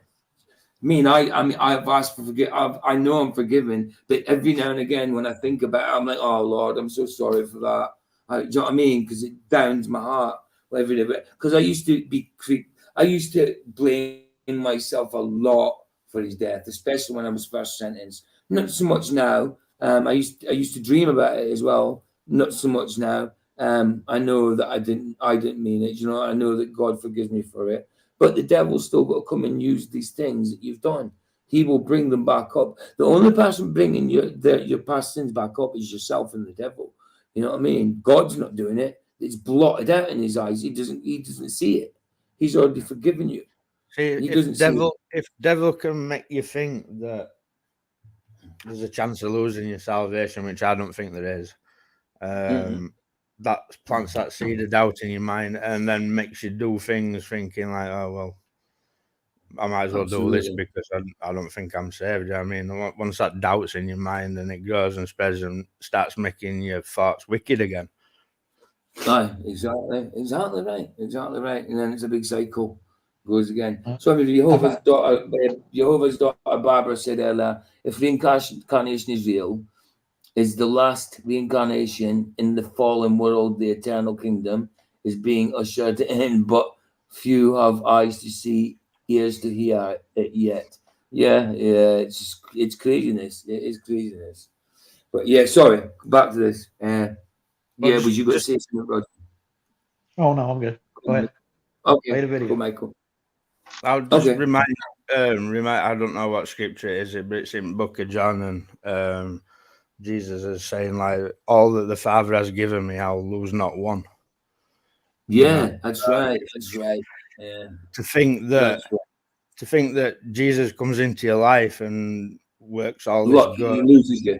then to think that he's going to lose you, that's like saying that God's got no power. You know, Yeah, that Jesus is not a good shepherd. He doesn't know his flock.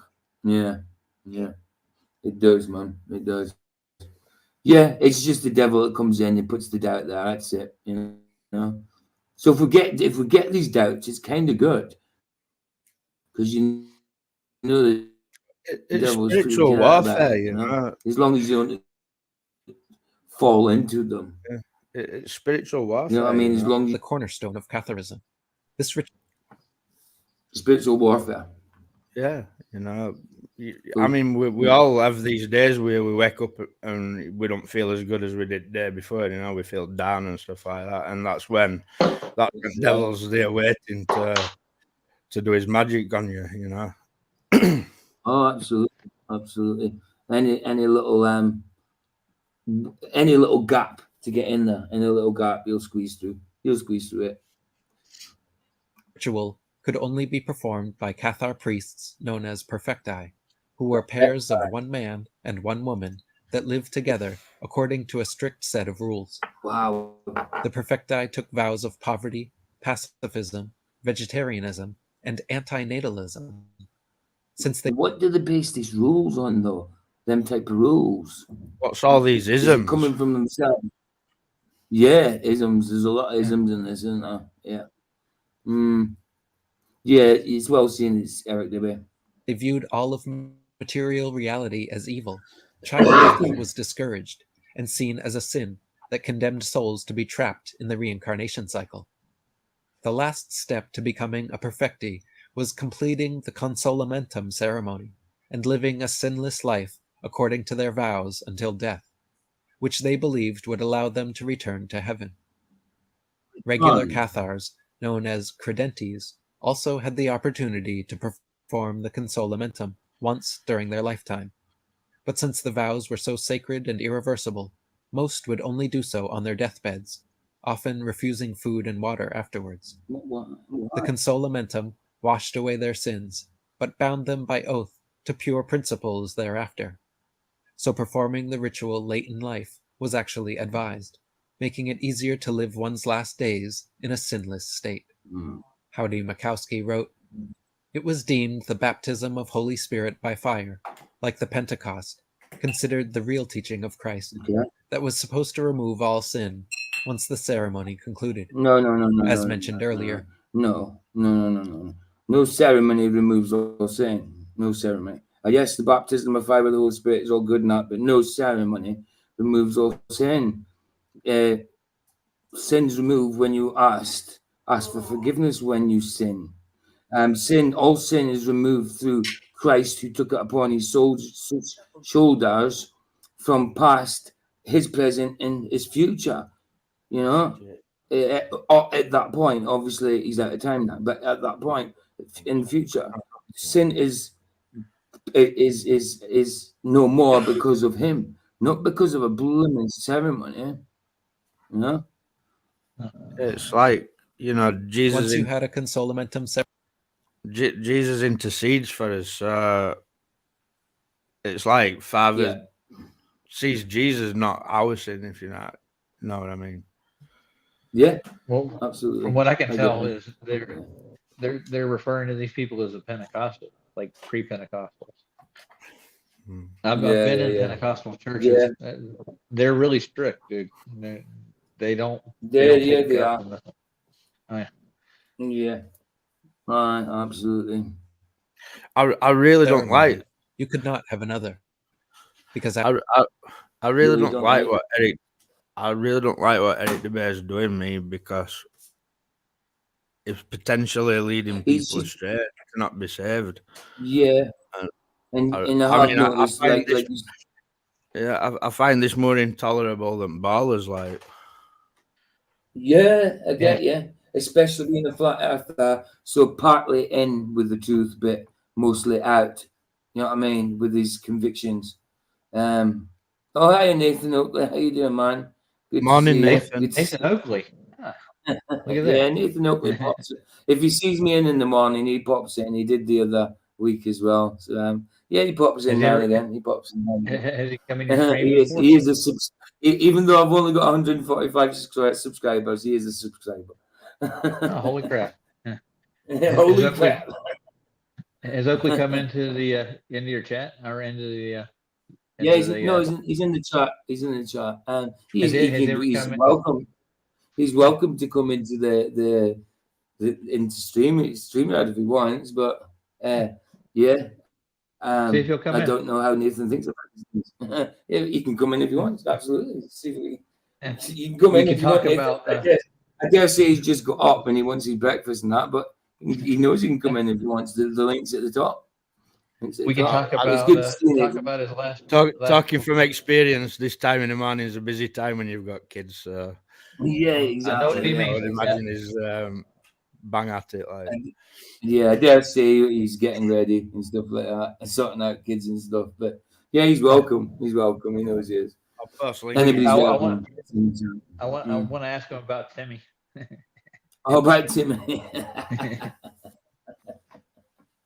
That's quite a show, dude. Yeah. I was going to say, I didn't just put that in there. I'm like, that's Michael playing that again. Yeah, it's there and at the top. Well, carry on, because this has only got a minute left. Oh, nice. After completing the ceremony, one could no longer sin. Most would have this ceremony as death was approaching, for the likelihood of further sin was greatly reduced. Only perfecti could administer the consolamentum, and from what has been preserved, it seems amazingly simple. It included the reading of several biblical passages with a focus on the Gospel of John and the Lord's Prayer, many calls for the good God to remove all sin, and ended with an experience referred to as the laying of hands upon the person. There you go, Roger. He said it. Michael's right. Nathan said, Michael's right. I'm taking the eldest to art class shortly. I bet he said, but thanks. No problem, Nathan. Kind of knew that anyway. We're all in the same time. And when you've got kids, we know you've got to get everything sorted, man. Bless you for coming on. The Cathars held as their main belief that this was a world created by an evil god, Rex Mundi, who kept them in a reincarnation cycle. But Rex Mundi, Michael, was the devil, by the way. That's what they called him. Right. It meant king of this world, which he is. But it also meant he was God in the Old Testament. Rex Mundi. Yeah, it's just that terminology was used before you come in. But, yeah, that's what it's meaning. But it's only got Their 3 only seconds left. focus in this life was to escape it. The Cathars were not concerned with making this place better, finding new forms of government or commerce or anything else. Their focus was to escape the evil realm of the Rex Mundi forever and return home to the Father. The Cathars had no fear of going to hell after death because they felt that the only hell that existed was this material realm. Reincarnation was the fear into hell. Right. So being in the body was hell for them. They felt that way, Being in didn't the body was hell. Yeah. So yeah, that was a decent enough video. But like Michael said, it's out of debate. Is he actually being truthful about this or putting his own thing into it? I mean, look at his avatar and we're sitting there with in the lotus position or whatever it's called. he? He's in a Western Thai temple religion. too. Yeah. That's it. Nathan says, "How can the devil be the king of the world? He's not the king of the world, but Jesus does call him the God of this world. God of this world. You know, yeah, I meant kind of the God of this world, not like That'd king. be a as little in- G. yeah, of course. I didn't mean king of this world. I meant God of this world. I just meant with I can see where they're coming from. When it comes to that, yeah, the devil does run this world at the minute. You know, I mean, he's been allowed to. But yeah, no, that's not a good term for him, king of the world. It'd be God of this world. You know what I mean? Even though he's not a God, he's not God. You know, it's a little G. False God, of course, false God. But yeah, no, definitely not. King was the wrong terminology. I was just saying that. Yeah, I knew what they were on about. But Jehovah's yeah, Daughter. Put a link in. yeah, got this other video in my watch list by Biz LT that was got a T3 that I was going to do the other day, Michael, about Jesse Duplantis. He's kind of looking at Jesse Duplantis, and well, he's done loads of videos of him in the past, but I didn't even watch this one. But as soon as I seen it was about Jesse Duplantis, I was like, yeah, this is the type of Christianity we don't want. Let's see what the prosperity gospel says. You know, let's have a look at that rubbish. Did you see what Nathan said? Yeah. He said, "It sounds like God's a district manager." He's first. Yeah. Okay. Yeah, it's not like that, but yeah, I get what you're saying. Well, that's Nathan. Yeah, I know that's Nathan. I know. I don't think God's like a district manager. And when everybody says little G, I just think gravity now. Yeah, that's it. Yeah, you do now, don't you? You do now. I think it's what Einstein had Really? in mind. They'll call him a little G. Little G gods. Right, let's go this. Thinking of supporting. It's called Thinking of Supporting Jesse Duplantis.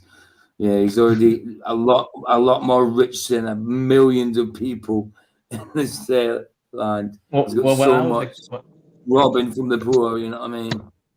When I was a kid, Carry Jesse on. Duplantis was actually getting started over here, and he was a poor farmer boy. Yeah, he wasn't rich like you. No.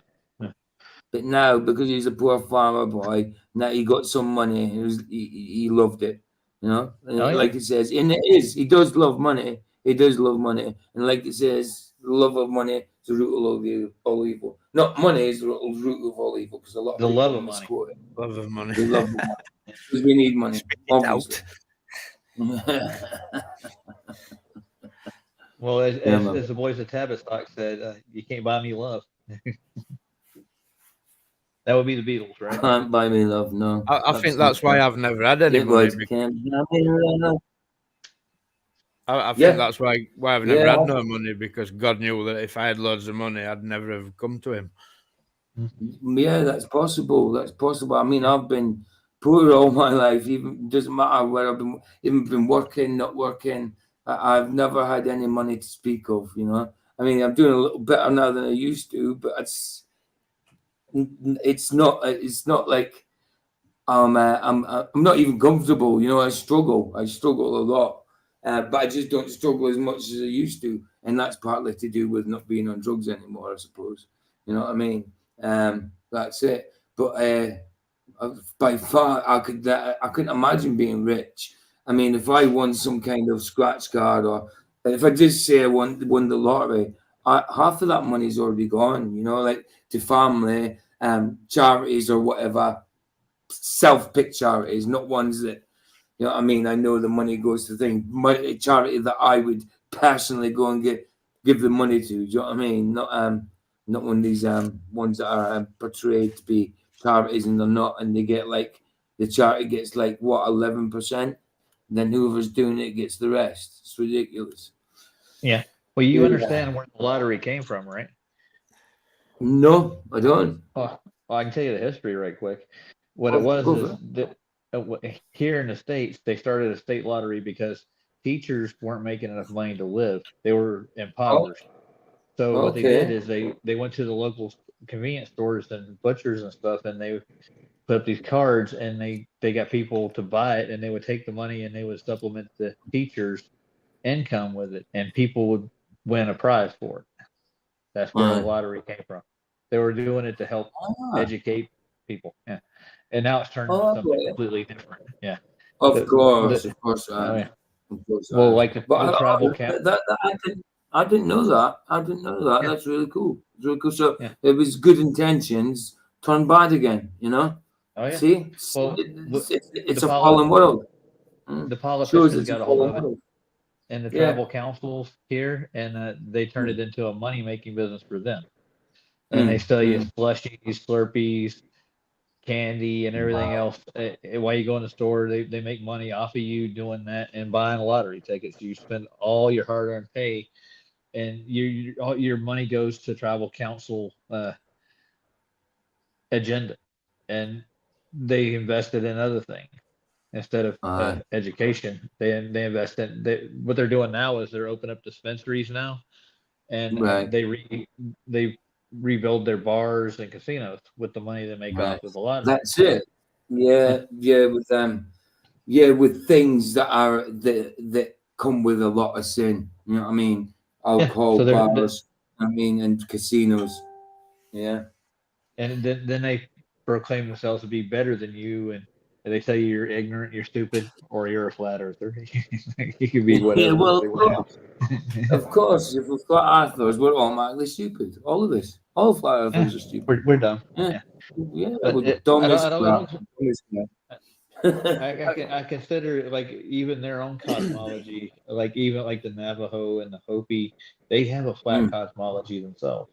They believe that, but yet they coexist with the temples of Saturn, Uranus, and all the heliocentric, like dogmatic people. They get money off of it.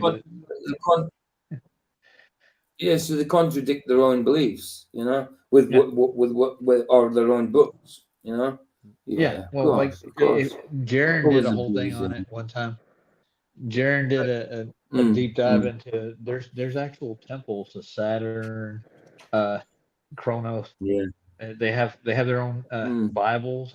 They have their own dogma. They have a religion. So the heliocentric religion is a religion. They actually preach certain things. Ways you have to live. When it comes to Jaron, my flat Earth relationship, or similarities to Jaron, my similarities stop with Jaron when it comes to flat Earth. That's it. Flat Earth and Jaron, that's the only thing we have in common. Once it comes to Christ, no, he's like Eric here. He's like mad at God. To me, it seems like he hates Christ. You know, hates God. So when it comes to that, when it comes to flat Earth, that's as far as the similarities go. You know. I do like the way he stood up for Flatsoy in a debate with the Bob there. He's like, when he said, I do. You think planes fly around the Earth like this? No, he's like, no. He thinks the Earth is flat, dude. Yeah, you really think? You don't think like when it comes. Bob. This is our ass, if you'll let me. Right, brilliant when it comes to flat Earth, but he knows nothing about Bible. He doesn't understand it. He misrepresents it. Yeah. If he's got a problem with God, that's between him and God. But why try and pull other people away from God? That's where he's crossing line in my book. Yeah. Well, I think that's their own personal thing, dude. If you that's it. believe, that's up to you.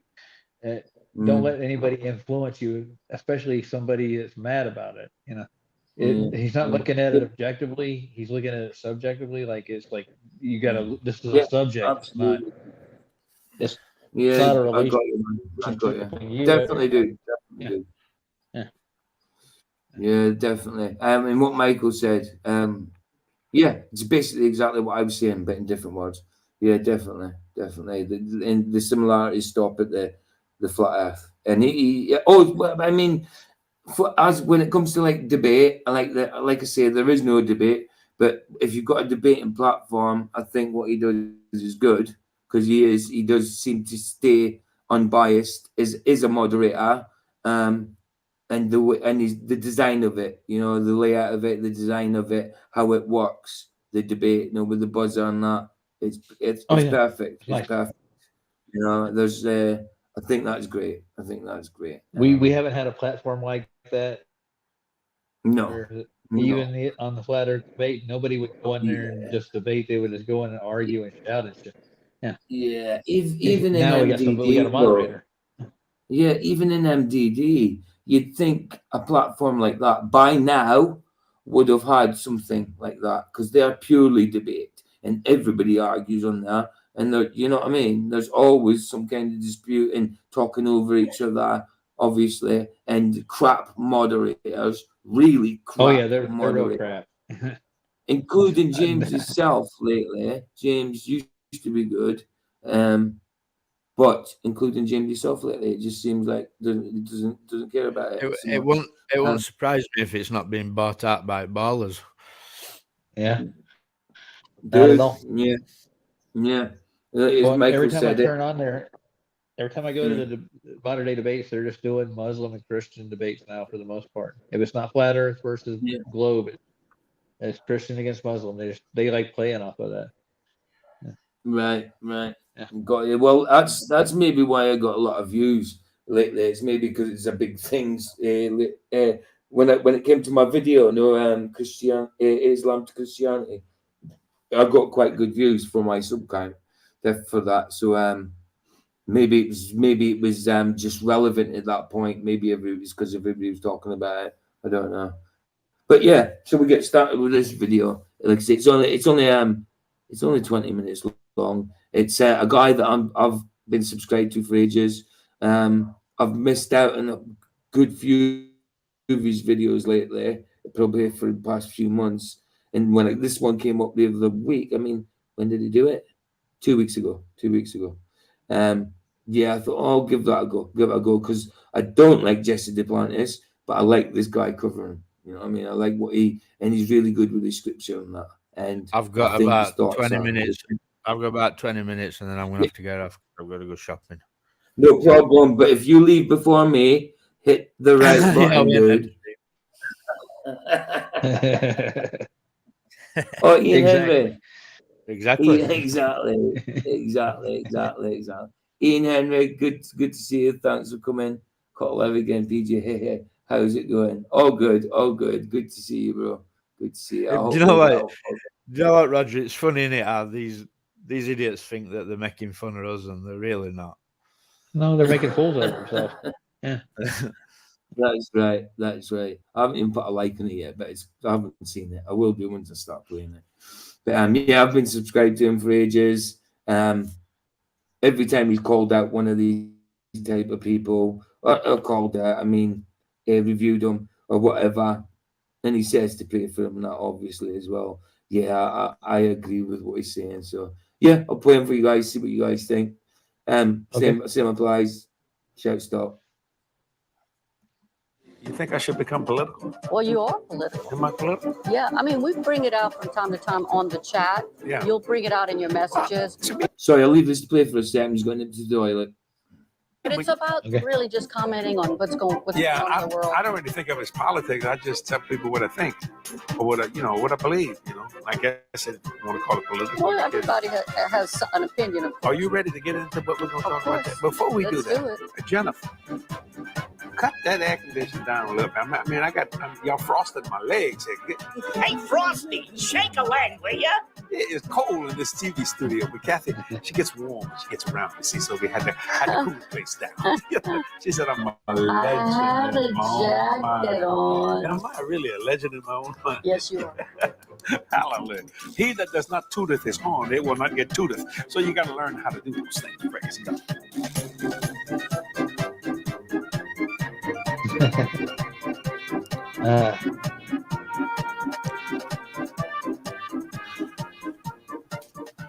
Well, that And was Jesse's Prince quite of a character. Pompous Prosperity Preachers Jesse Duplantis with his wife Kathy doing one of their boardroom chats in their $1 million edifice, formerly a garage for a truck. Hello, Bezel T3. Now, if you go to Jesse's YouTube Like you were saying, Michael, you've only got 20 minutes. I ain't got too much longer after 9 anyway, because I've got to go to the chemist and get my prescription. So, yeah, I'll try and get through as much of this as I can. Might get through it all still. Might get through it all. But who you saying jump on? Hold on, PJ, before you start it. Do you know who Jesse Duplantis is, really? I don't know his background, but I've seen plenty of his sermons through these guys. Yeah. Yeah, well, But I don't know. He's from Louisiana. He's from Louisiana. He's a Cajun boy. Yeah. Yeah. He's he grew up poor, and him and Kenneth Copeland pretty much got started about the same time in the ministry. Yeah. I think they got good intentions to a point, but once they get involved in politics, that's what they were basically going over. It kind of rubs off on you, you know. Yeah, absolutely. I get you. I think they lose sight of their own congregations once they get enough money like that. That they don't realize they're kind of stepping on other people in the process. Yeah, but they start to maintain that lifestyle. Like, I've heard how they use scripture. Some of how they use scripture's all right, but when it comes to like this, God doesn't mind all this. You know what I mean? If God or Jesus, if God wants to buy me, says I should go and get a jet, then and wants to buy me this plane, then I should go and get it. That's pretty much what Jesse Duplantis said about those jets and all that, didn't he? Like, if God sees it right, then he'll get me a jet. Copeland's the same way, dude. Copeland. Yeah, I know. We know him. Copeland's exactly the same way. He's just as bad, if not worse. I'm sure Jesus would want him to have a jet plane. I'm really sure of that. Yeah. Well, when I was a kid, I lived in Texas for a while, and my dad went to Copeland's church. Actually, when I was like a mid-teenager, I was in his congregation. I got to see him firsthand. I got to meet him and his wife when I was a child, and they're really nice people back then. But it seems like he has changed since then. Yeah, like he's become something he wasn't. Yeah, and it's the money, absolutely. Dude. I'm telling you right now. It's the same as a lot of them. I think even with Benny Hinn, I think he started off good. You know, it's the money, absolutely. And once they get a taste of the good life, they don't want it. Even Kenneth Copeland maybe came up good, started good, but you know, he started out as a guy with the plane things, with the jet plane things. Yeah, I mean, I can understand if you're a big company and you need to go places, but everybody uses commercial. But you know, I don't get it. One jet plane maybe for your company, but not.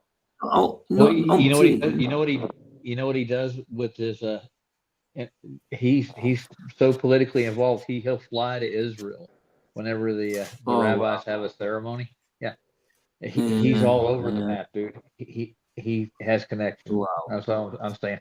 He's in tight with it. Yeah. Yeah. And everybody carry on with this video. Carry on with this video. Michael's not going to get to see any of it. Okay. Channel, you'll find a number of these chat sessions with Jesse and his wife.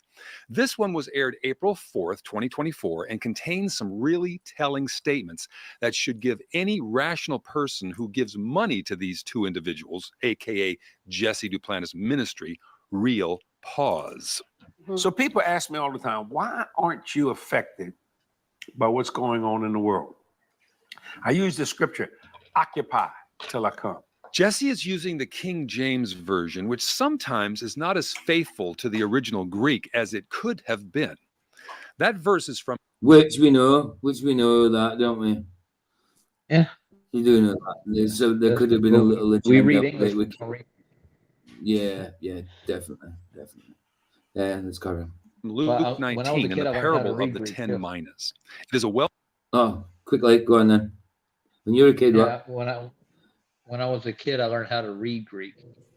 That Oh, okay. my dad got me a Greek New Testament, and I learned how to read. I can speak it somewhat, but I can Aye. read it. Yeah, so Right. I know what the original says. Got you. It's awesome. I wish I could Mhm. read it. In fact, I might learn to read it actually. Yeah, I would. I mean, might as well try and do it. yeah. I mean, I can It's speak not really a bit hard. of it. I can speak a little Greek, but I can't read it. I can't read Greek at all.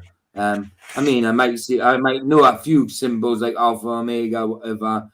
Recognize that, alpha, beta, gamma. You know what I mean? Whatever. But I wouldn't know the whole of the That's just- Greek. You know what I mean? Obviously, That's the not, alphabet, obviously. dude. That's all that is.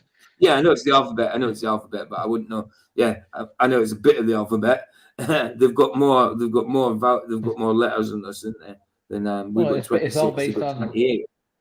it's all based Yeah. on the Roman Yeah. and Cool. Latin. So if you learn how to It'd be speak good to Latin, learn, though. Yeah, Yeah, it is. it would be and, good. and I kind of learned how to read some Chaldean and Hebrew too. So I had a copy of the Old Testament like that when I was a kid, and Chaldean Hebrew, and then I had a New Testament in Greek. So I sit down and learn how to read it. Cool. Like you can get a Greek interlinear though, like, and they're right useful. Oh yeah. Oh man, I've got one on my tablet. Yeah, man, I'm gonna have to do this. I'm gonna have to learn another language, either Hebrew or Greek. I don't know what to go for. I think Greek would probably be better. I'm Start leaning off towards with. Greek, seeing Well, as all Yeah. Testaments Yeah. Well, Hebrew is harder to read because there's no vowels in it, really, to speak. Yeah, of course. So, Of course. Yeah. Of course. Yeah, right, let's carry on quickly. well-known parable, and it goes like this. A nobleman went into a far 3 months wage or earnings for a laborer. And he said to them, occupy, better translated, engage in business until I come. When he returned, having received the kingdom, he ordered these servants whom he had given the money to be called to him, that he might know what they had gained by doing business. The first two had done well with their investments and were praised and rewarded by the nobleman. The third, who did nothing with the 10 minas except hide them, was condemned and judged. Now, the upshot of this parable is this: whatever God has given to us in this life, whether much or little, both in our talents and resources, we are to invest faithful servants to expand the board. Michael. Yeah. I just noticed that you had a little. I just noticed that you had a little conversation on my behalf. What do you mean? I like it. That's exactly what I would have said. Nice. What do you mean? That's cool. About 8. What do you You had a mean? conversation on my back. To Ian, you said like Ian was saying was in just chat. letting you know jumping. Yeah, and you said about eight tonight. Yeah, in chat. Yeah, sorry, I didn't make myself too clear, but to Ian, you had a conversation on my behalf in YouTube land. Yeah, I just noticed it. I was like, oh, cool. All right, sound. I don't know if I need to tell myself now. But yeah, it'd be up tonight if you're still watching. I could have some right fun, mate. I know you. You I already could have, really dude. abuse it. Right. I could abuse it big time. You could. You could. Orders and increase the citizenship of his kingdom. Well, in my occupation, of occupying, if that's such a way of saying that in a sentence, I'm just still and know that I am God. I'm just still and know that I am God. A Freudian slip, to be sure. Yeah. Yet, Yeah. he does not correct that super clumsy way of saying verse 10 of Psalm 46. Like this ministry, for pause it. example, it takes millions of dollars a month. Pause it. Yeah. I'm Yeah, not no. one to do a Russian vids like, but the guy in black, is he not doing that Masonic thing with his hands? I mean, I didn't see it. I'm not one to push that like, but All it right. looked I like don't, it- oh, right. Well, you it think looked like diamond shape. his name is Bezel T3, but that I think that's more to do with the three ones. You know what I mean? The Trinity sort of thing. I don't know. I haven't noticed, but he does tend to talk with his hands. Just I'll just keep knock an it eye back. out for it. Knock it back a few. Just skip it back Yeah, a yeah. few. I don't All like right, pushing all right. this sort of thing. That, Like, what but seconds? just Right, yeah, it's- try it for. Talents and resources. We are to invest as faithful servants, to expand the borders and increase the citizenship of his kingdom. Well, in my occupation, Must We have did been it for before that. Probably, yeah. Let's have a That look. was pretty close, though. Yeah, it Himself went a far. You saw kingdom it, didn't you, Roger? and then That's return. right. Calling 10 of his servants, he gave them 10 minas. Now, a mina is about a 3 months wage or earnings for a laborer. And he said to them, occupy, better translated, engage in business until I come. When he returned, having received the kingdom, he ordered these servants whom he had given the money to be called to him, that he might know what they had gained by doing business. The first two had done well with their investments and were praised and rewarded by the nobleman. The third, who did nothing with the 10 minas except hide them, was condemned and judged. Now, the upshot of this parable is this: whatever God has given to us in this life, whether much or little, both in our talents and resources, we are to invest as faithful servants, to expand the borders and increase the citizenship of his kingdom. well, I don't know. I don't know. Where I did think you that's Roger? weird, because I think he just talks to me. He was just really close to I putting just, them I in a just, triangle. Yeah. Yeah. He did almost did it. yeah, close. I just, yeah, he almost did. I think he's just talking with his It hands. didn't look honestly. I mean, it I didn't have look watched this same guy on for a while. replay. Yeah. He'll Russian do it vids. again. Yeah, though, if sometimes it's though, good. sometimes that's when you just quickly see something and It- it's a flash. Yeah, I get that sometimes, man. Yeah, If, I'm going to watch out for it now, though. No, but he'll do it again if he is doing it. Like, so. Yeah, of But course. this he will. is why I If he's don't doing like it, to he'll do push it that again. sort of thing because you sound crazy. Like, but Of course, it's but just- you've got to watch it's out for just- it. You've got to it's watch just out for something it. that You're in I'm- a flat earth server, man. You are crazy. Yeah. Of just- course, of course. It's just it's all it is I never do that with my own hands. Do you know what I mean? So I don't understand why people Mm. actually do that shape. You know what I mean? It's weird. Mm. Yeah. Strange This- hand position. I don't know. I used to pray. I I used to pray with my fingers in a triangle, but it was just because it was comfortable for me. Until I realised what people are doing with symbology, I completely stopped it. It's Completely stopped it's it. It's same just because way. it's comfortable. Yeah. It's same with like flipping OK sign or 3/6s, whatever you want to call it. Yeah. I don't actually ever I do tr- that either. Never. No. Well, no. And when it comes to emojis, I almost go to put an emoji in that does the 666, like as in okay. If someone says okay, and for quickness, I've seen that emoji and going to go okay. Then I thought twice about it. And I'm so aware of it now. So aware of it. But yeah, I've never done the okay thing. There's a story behind that as well about it's political, isn't it? It's political. Oh yeah. Okay, yeah, the guy's name was what was it? You'll know, Rog. Who, Duplantis? No, Oh, when where okay comes from, the sign for okay when you're doing the Oh okay yeah. sign. 666. Oh yeah, no, I know, but I'm saying they used it in a political okie thing. dokie. Yes, that. That's the one. I just couldn't remember the name. Right, I'll carry on. I'll watch out for that, dude. in my occupation of occupying, if that's such a way of saying that in a sentence, I'm just still and know that I am God. I'm just still and know that I am God. See, Oh. that is Freudian slip. I'm still and know that I'm God. He's calling himself God. I dare say that Jesse Duplantis might believe that now. I don't know. Yeah, here we go. Yeah. Freudian slip, to be sure. And yet, he does not correct that super clumsy way of saying verse 10 of Psalm 46. Like this ministry, for example, it takes millions of dollars a month. Millions and millions and millions and millions. Wish it was a million. I remember when it was a million, but it's not no more DJ. because it's growing. Huh. Millions of dollars. You say, Michael? I'm gonna have to go, but your man in chat, Ian, he says he's on board with the creator, but getting to believing with the rest, I need something to click, then I'm off. My advice to you, mate, is pray and ask for if Jesus is real, make himself known to you. That, I mean, that's pretty much what I did. Absolutely. If you come on the show tonight, we can talk about it. We can talk about it as well if you want. If you come on the show tonight, like you said, you come at 8 p.m. Yeah, come on, come in, restream with us, and we'll have a chat about it, man.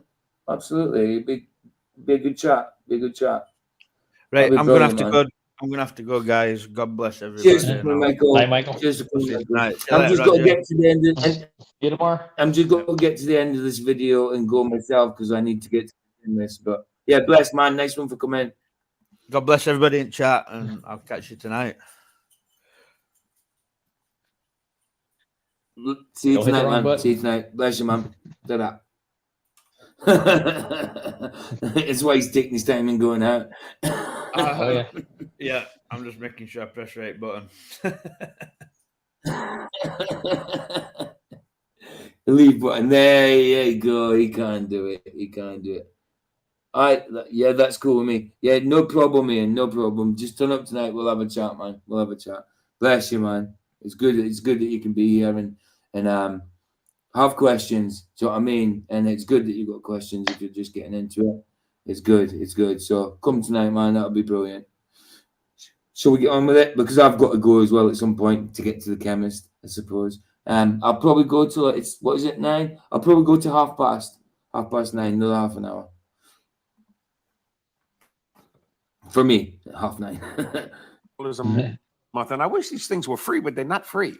Remember the good old days, Kathy, when it was only $1 million a month? I mean, can you imagine saying that this ministry? You remember the good old days, Kathy, when it was only $1 million a month.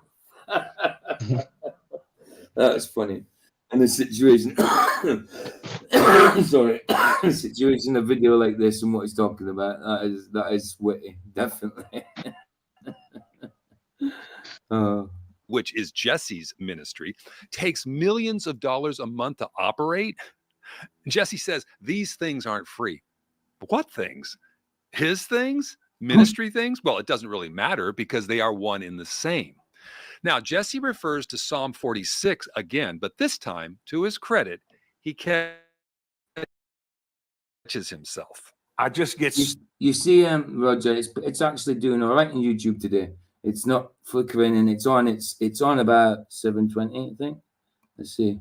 Yeah, it's on 720, and it's doing all right. See, it's a hit or miss. It's a blooming hit or miss, dude. Right, let's see if he corrects. See him correcting himself this time. still and know that I am God, that He is God. I'm not talking about Jesse being God. Yeah. He got himself there. He got himself. But God being God. Okay, now that we got that cleared up, that God is God and not Jesse, just in case you were confused about it, we can continue. I love this phrase in this verse. It says, know that I am God. That's God's name. When Moses was with God and God gave him the commission to go deliver his people. Oh. Wow. Okay, that is Jesse occupying doing business until Jesus comes. You know, a little product placement for increased sales while doing the Lord's work. Well, it never hurts. These two anointed tumblers are available at the Jesse Duplantis Ministries website for $20 if interested. Now, the Falcon Jet sweatshirt, on the other hand, does require the purchase of a Falcon Jet. I call it Yeah, the Falcon jet. No, you got to buy him a jet. You got to buy him a jet to get the super. You know, like he's so poor, so poor. Oh yeah, he's No, heard. he says it. He admits it. He says, "I love him. I love him." He's hurting bad. Well, if he doesn't change his ways, he will be. He will be. especially in the church. Obviously, he has given his life to Christ. If he was true about it at one point, he's given his life to Christ and confessed. You know what I mean? Believed in his heart that Jesus Christ died for his sins and confessed it with his mouth. You know, he's obviously done that. So yeah, he needs to watch. But, I don't know. Maybe salvation will go goodbye, but he probably didn't mean it. He might have gotten into it for this, but I think when they come into it, that they have come into it with good intention. It just goes wayward, completely wayward. You know. Yeah. Well, he's not going to give it up now. He's got too good of a lifestyle. Christian prop. Yeah. Oh yeah. He ain't gonna give his money up. Exactly. The only way he could repent for his ways is give it all away, I suppose, and completely repent. Keep yourself enough to live on, obviously, but yeah. Well, you got to put your money where your mouth is. You know, if you actually believe in it that much, you would leave it all behind it. Yeah. Yeah. You can't take it with you. I mean, you can pass it on, but at some point, it's not going to be able to take it with you. You know what I mean? No. He's definitely not giving up his mansion or his planes tomorrow. I'm telling you. No. Let's go. Propaganda. You know that poverty is a blessing. That's a lie. Poverty is a curse. It's not in heaven. Prosperity preachers just love Deuteronomy 28. I mean, they get all giddy over it. It begins by saying, if you obey the voice of the Lord your God, blessed shall you be in the city, and blessed shall you be in the field. Blessed shall you be when you come in. And yeah, I'll have a look at that later, Barbara. I don't know if you put it in there for someone else or for chat, but I'm going to have a look at that later. Let's have a look. Let me put it on play it just so I've got it in my.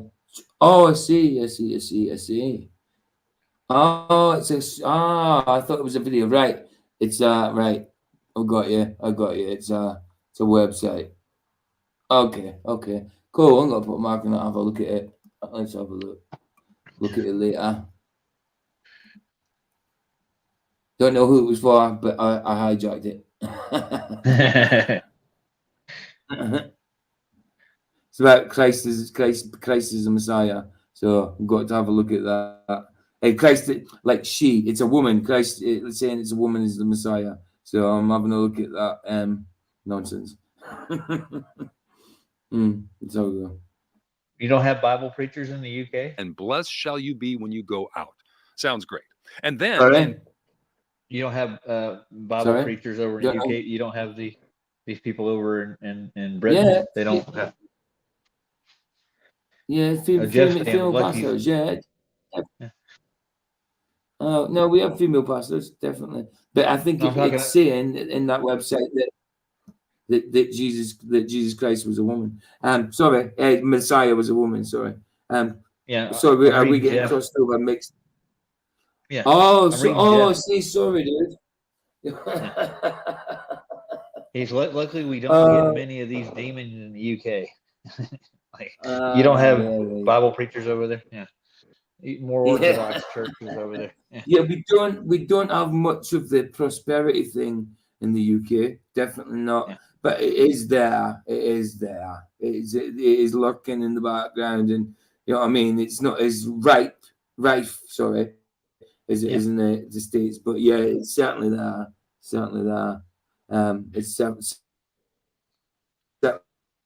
It's certainly crossed the pond quite quickly. Slowly. The opposite for disobedience. Cursed shall you be in this city. and cursed shall you be in the field. Cursed shall you shall your basket and your kneading bowl be. Cursed shall you be when you go in. Cursed shall you when you go out. But here's where the prosperity preachers commit a colossal blunder of covenant confusion. For one, God made no similar promises of blessings for obedience to any other Old Testament nation, only to the theocratic nation of Israel, which no longer exists. Secondly, the New Testament church is made up of people from every tribe and nation, and it is a kingdom that is not of this world. And thirdly, there is no such promise of blessings for obedience and You see what I mean? I think he knows his stuff. You know, Oh, he he's does. quite competent. Yeah, Well, everybody definitely, from definitely. Egypt I like to him. Lebanon. I like him. Yeah, everybody from Egypt to Yeah, Lebanon were yeah, absolutely. considered not Israelis, but Christians for the most part. Mm, Like yeah, my great yeah. my great uncle, they came over from Egypt and Lebanon, and they came over here from Petra. Mm, yeah, But they're Christian. Yeah, and they yeah. went to Christian churches. Yeah, but after a Yeah, while, as after well. generations, yeah, people Yeah. mistook them for Hebrews and Jews, and they made fun of them, Right. persecuted them. Yeah. Aye, It didn't aye, change got my uncle, my great uncle's outlook. He actually ran a farm. He lived in South Dakota. He took care of everything. And he pressed on. He didn't listen to everybody that was they were misspeaking about him. Period. They demonized him in the small town where he lived in South Dakota. So Right, right. I got you, got you. Yeah. Yeah, that happens. That happens. oh yeah. By the way, curses his for name was. disobedience found in all of the Oh, New Testament. sorry. And finally, His name was what? It's all right. His name was Abraham Solomon. Abraham Solomon. Oh, yeah, That that's was not his Old full Testament Christian or name. anything, is it? Oh no, not at all. Yeah. Mm, yeah, that's not Old Testament or anything. That's a good name. Well, That's a well, good name. his mother was Lebanese, and his father were from there. He was from Petra, Lebanon, and they left. That's They cool. left. They were being persecuted in the area, and then they left and went to Canada, and then they came to South Dakota, and they started a farm. Cool. Yeah, had kids. Roger, you need to come on here every morning, man. You've got a story for everything. That's great, man. I love it. Well, I'm not making these things up, dude. Sometimes truth. I is know, stranger than I know that. That's what I'm saying. I love it. Yeah. I love it, man. You know what I mean? You've got a story for everything. It's brilliant. You got some experience. I love that, man. I love that. Well, my Excellent. uncle Abraham, he was a beekeeper by trade. So he produced honey, and he used to produce honey for a company called Sue Bee Honey. And he did like 2/3 of their honey. And he invested in the honey company. He became owner. Yeah. So yeah, he was smart guy. He was rich as hell, but he lived poor. Definitely. Yeah. Come over. That's what I'm saying. That's what you find as well. Like a lot of even now, like a lot of even the asylum seekers and that when they come over, they know how to make their money over here somehow, you know, and they kind of get into it, you know what I mean, straight away, and that's it. They're incorporated into society, and they're the ones making the money. They know how to do it. They know how to do it, man. Yeah, man. It's cool, man. Right, let's carry on. this Old Testament conditional promise was to the nation of Israel as a whole and not to each and every individual Jewish person. Poverty is not a curse. It is, however, caused by various reasons, some self-induced like laziness, but many other reasons they're totally out of a person's control. Jesus was poor. When was he poor? Yes, he was. Did you ever hear him say, I can't eat today because I don't have anything? The second person of the Trinity who took on true humanity was certainly born into... That's another thing Jesus said. Jesse Duplantis thinks that Jesus wasn't poor. That's his way of, I think that's made up by them, just so they can make themselves feel better about them not being poor. It's quite evident that Jesus didn't have much money.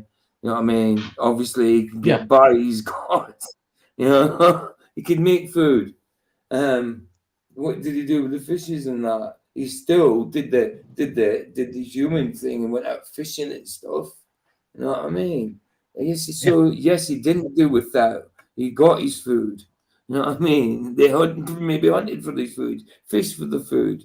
You know what I mean? Do whatever. But yes, Jesus was not rich. That's ridiculous, Jesse Duplantis. And every prosperity teacher will say Jesus was not poor.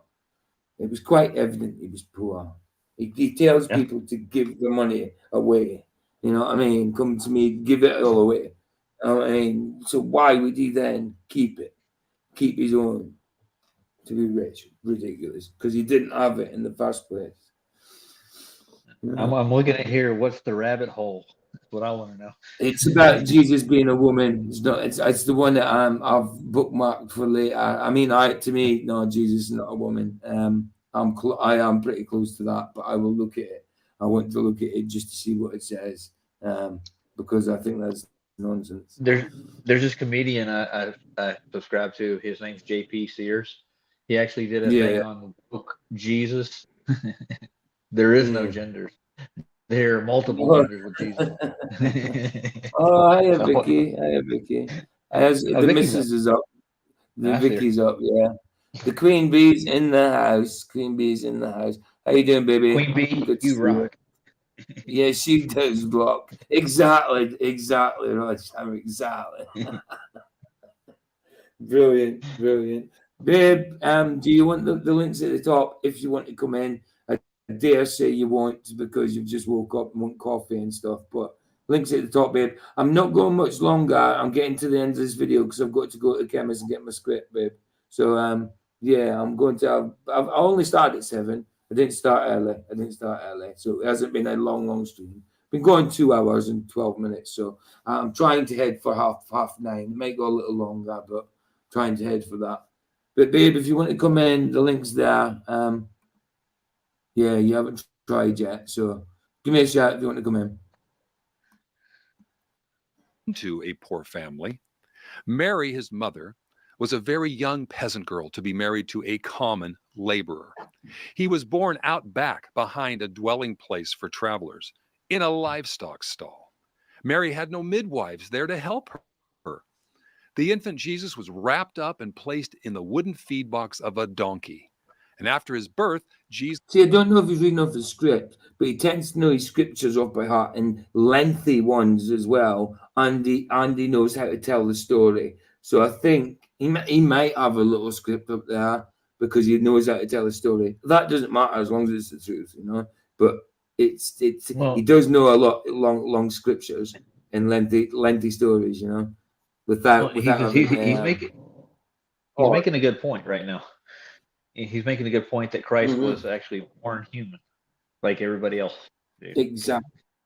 Exactly. And did he come from a rich family? No. Nah. No. Did Joseph have any money? Not much. They struggled.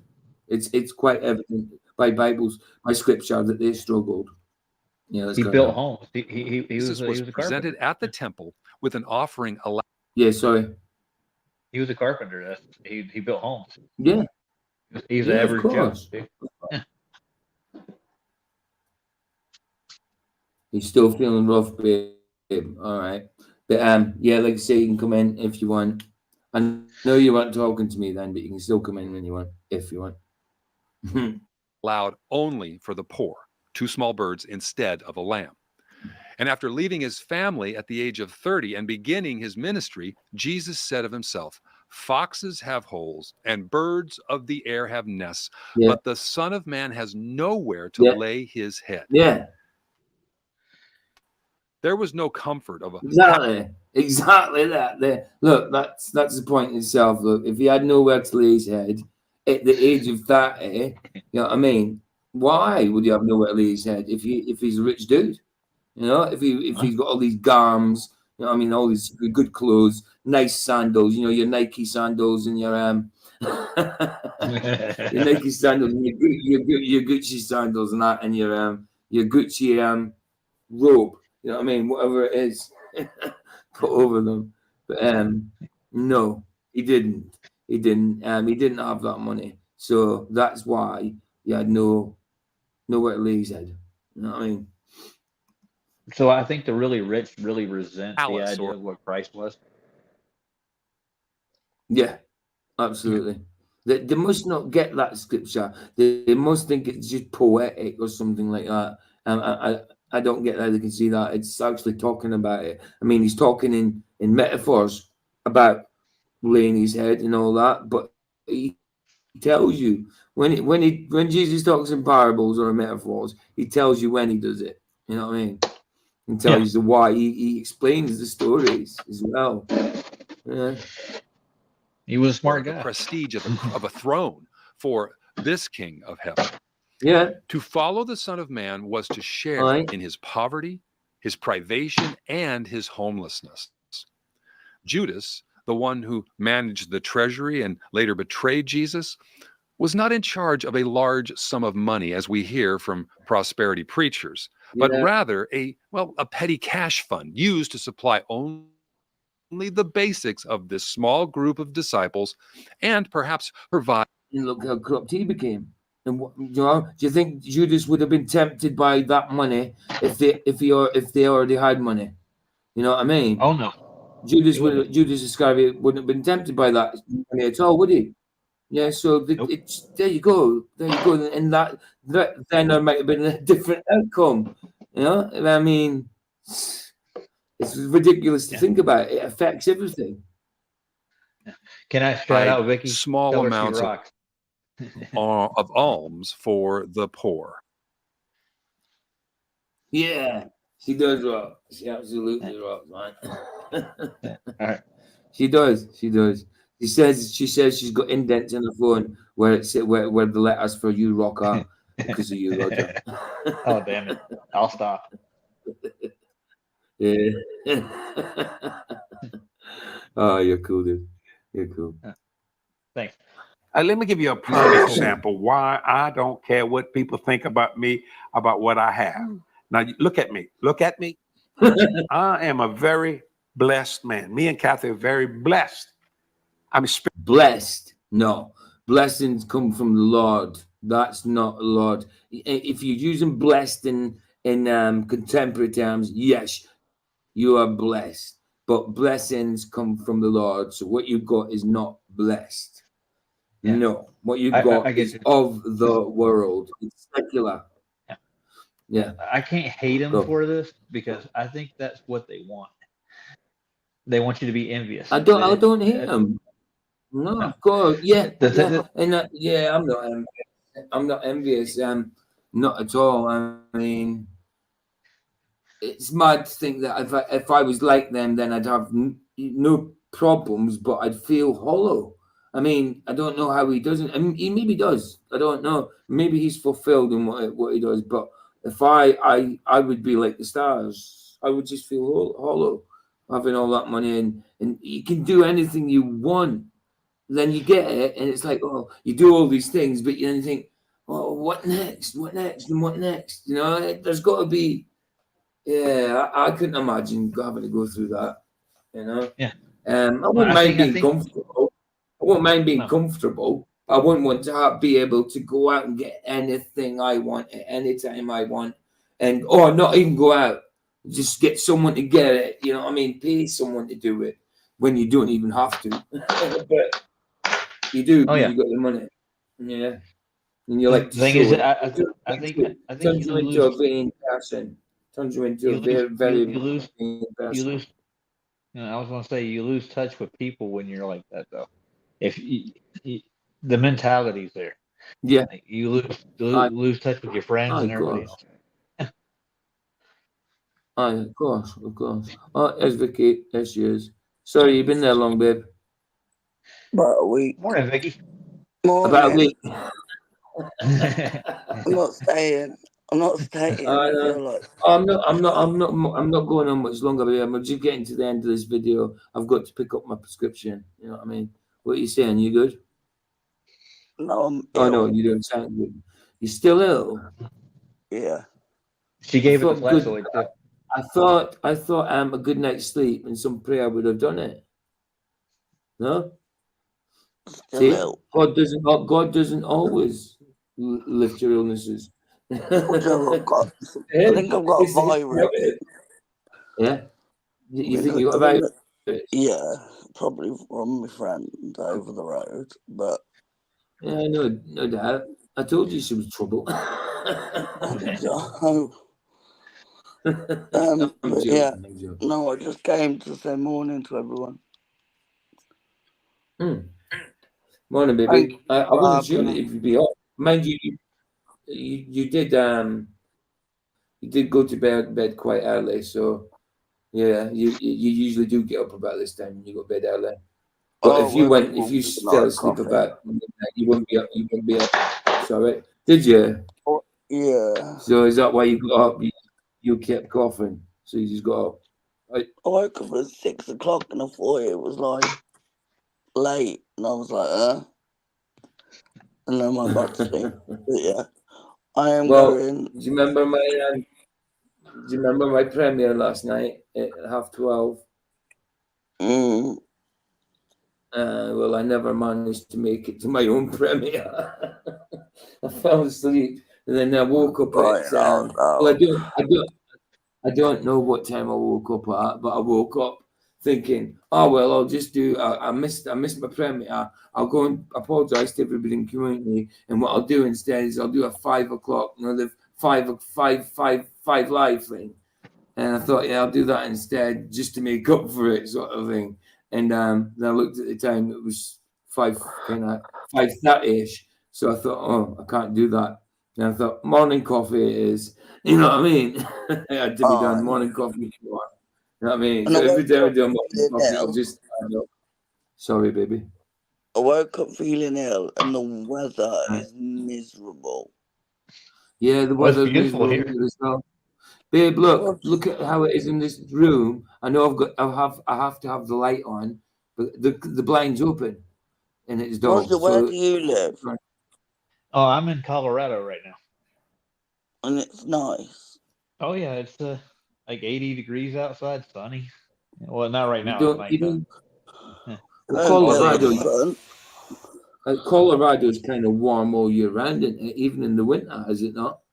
No, we get snow. No. Do No. you get snow? Yeah. Oh, okay. Oh yeah, Okay. we're up Oh, in the In that's the mountains. cool. UK, we don't get But it is extreme warm. weather. Oh, carry on, babe. Sorry. In the UK, we don't get like extreme weather like you do in America, but No, we don't. it's just miserable all the time. Like we all joke that we get 2 days of sunshine here Yeah, I've heard Yeah, that story true. before. because Yeah. it's always miserable. It's not, we don't get really, really cold, but when we do, everyone moans, and when it's hot, PJ can't hack it. He wants the sun to go away. Yeah, I do. I Like, see, that I love vampire it. part learn of all the time. That's the vampire. But yeah, I'll Yeah. Even the other day, I went out with a t-shirt on to walk to something. It was just say a mile away, and I put sun SPF on for it. You know what I mean? I put on a factor 50 for it, just so I didn't burn. You know what I mean? Yeah. I did tan once when I went to Greece in 1994. But I did use a sunblock at the same time. Well, a factor maybe 75 or something like that. I don't know. But I did use that. But even with using that, I tanned a little. But I did go red, but then it went tanned. But I've never tanned since then. The only thing it tans is the back of my neck because that's always exposed, you know. It's the only thing it kind of tans me. But yeah, I did tan once. Jehovah's daughter lives in Colorado too. Oh, did Yes, she? Oh, Yeah. bless, Yeah. man. That's cool. Maybe I can go meet her sometime. I'm in West Elmore. Yeah. Right next to Denver. Yeah. There's not too many. I'm flat saying, earthers here. like I know the place. Like it's just around the corner. It's over a big pond of water. But isn't it cool? It's over a big pond of water, but I could talk to you with a delay of probably like 3 seconds or something. You know? I hear they got some pretty big fish in that pond too. Oh well, yeah, I won't mind catching some. That's for sure. I mean, I've definitely gutted fish from that pond because some of our fish from where I'm from is we fish in the North Sea, but we also get fish from the Atlantic. You know what I mean? Yeah. So, Back in the Carolinas, where I was raised at, we're on the coastline, and get a lot of fresh seafood when I was growing up. That's what I'm used to, fresh seafood. Now I'm in a city with no sea round about me. I'm getting older fish now, and I can tell the difference when I do get it. When I do get it fresh, well, allegedly fresh. Yeah, I can tell the difference. Yeah, that's what I was raised on, eating fresh fish. It's good. Yeah, that's it. You know the difference when you're eating it. Your experience with you just know. You know, right? I'll play this. Right, I'm going. Physically, and financially. Oh yeah, of course. Yeah, forgot, babe. Yeah, you just came in to say hello, didn't you? All right, babe. I'll get your phone when I'm done. Okay. Well, hope you get better. All right, love you. I'll pray for you. Oh, thank you. Right, You're welcome. See you later, like. Love you. Love you. Bye. Bye. Don't get all mushy on it. You know, just before she left, I had Minnie the dog going, whinging at her. Yeah, she knew she was here. Joe's daughter told me absolutely. she's right down from me. She's in Parker, just off the sea. Oh, okay. Okay. I don't know what that means, but there you go. It's a town. All these are everything's set up here in small towns. Like I'm in Westminster. It's like heart of Denver, and there's a place called. Right. What I mean is when she says C470, what does that mean? It's a highway. Oh, the highway. Got you. Sorry, I'm used to our highways up here. They're called like M1s and stuff like that. So I should have. You've got so many more than us, but yeah, I suppose we have interstates and highways. There's two different roads, and then we have beltways. Yeah. See, your highway is our motorway, I think, but we do have like motorways that end up being 4 lanes of traffic and stuff like that. Is that the difference? Yeah, it depends on where you are. Is it? Like the interstate highways are usually 4-lane roads, and then when you get into cities, you'll have beltways that have up to 8 lanes in them. Yeah, they modernized it all. Yeah. Wow, 8 lanes. We don't have 8. We have 4 lanes here. Sometimes we don't have 8 lanes. Oh, wow. Yeah, she said it's a toll road. Yeah, I know which one it is. We have toll roads too. You pay to go. If they're faster than highways, less traffic. Yeah, of course. But you have to pay to get through. Yeah. We're starting to get a lot of them here now as well. There is toll roads, without a doubt. A lot. You can still take the back route, but toll roads are quicker, obviously. But they are bigger here. I mean, they've definitely been here since. Well, I remember going through one in 2003, 2004, maybe 2003. But so they've been about for a while. They're definitely getting bigger. Through our heartland, there's a. Go ahead. Yeah. No, I'll let you finish. They remember Route 66. You ever heard of that one? Yeah, of course. Well, they turned it halfway through the nation. They turned it into a toll road, and now it's an express lane. And when you get on, there's every mile. There's only like a little exit, and they have a McDonald's and a gas station in it. And once you're on the toll road, they can jack you with prices. Like the McDonald's will be like twice as expensive. The gas prices are like 10 cents, 20 cents higher. Yeah, they're milking you. Same here. It's for convenience, and the thing is, the stuff is awful. It's kept in horrible conditions and all that stuff. They don't give a crap, throw it about and stuff like that. It's stuff's not good, and they charge a fortune for it. We get that. We get it, definitely. Right, let's go. Had more people criticize me over that jet. They still no wonder. People can't get over it. Criticize me over my house. Okay, now this is the first time I have looked at something on Google Earth and found it obscured with a Gaussian blur. I even tried the side street, and that view was blurred out as well. And I found out that it can be done rather easily by going into the Google Earth website and doing a few clicks. The question is, why would Jesse, who boasts about his big fat house all the time, not want people to see it? Well, Yeah, yeah. Why? If you boast about it, why wouldn't you want people to see it? Because it's so luxurious, maybe? That it's ridiculous? Wow. Yeah, over the top. Yeah. Over Yeah, the top. Over the top. Joe was daughter's telling me she's right down I-25. I-25, I'm right at the entrance to it. I don't have to take a toll road. Ah, there you go. There you Yeah. go. Not too far.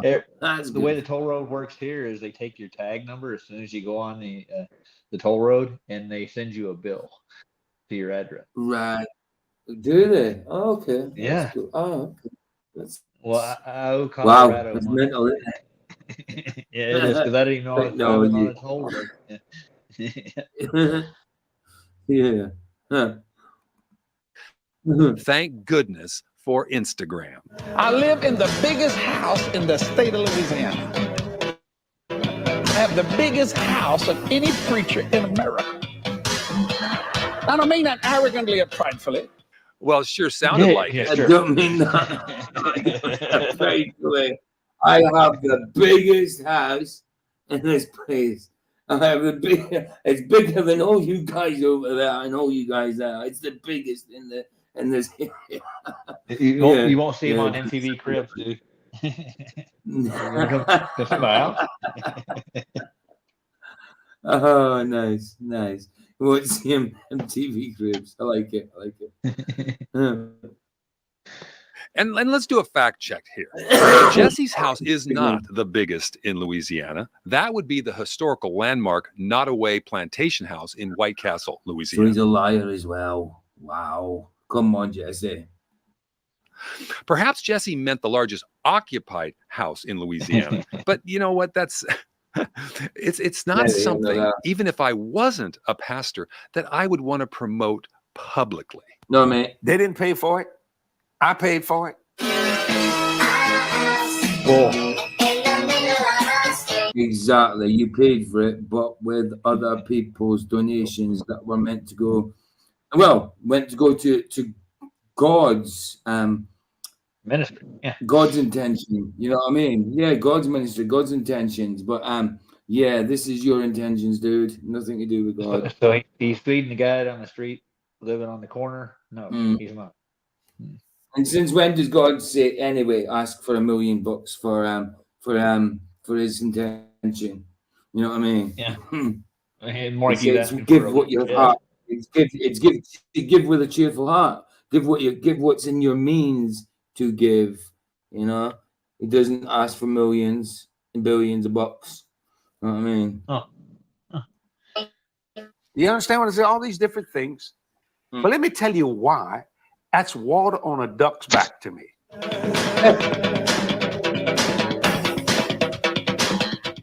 And I'm going to give you a scripture.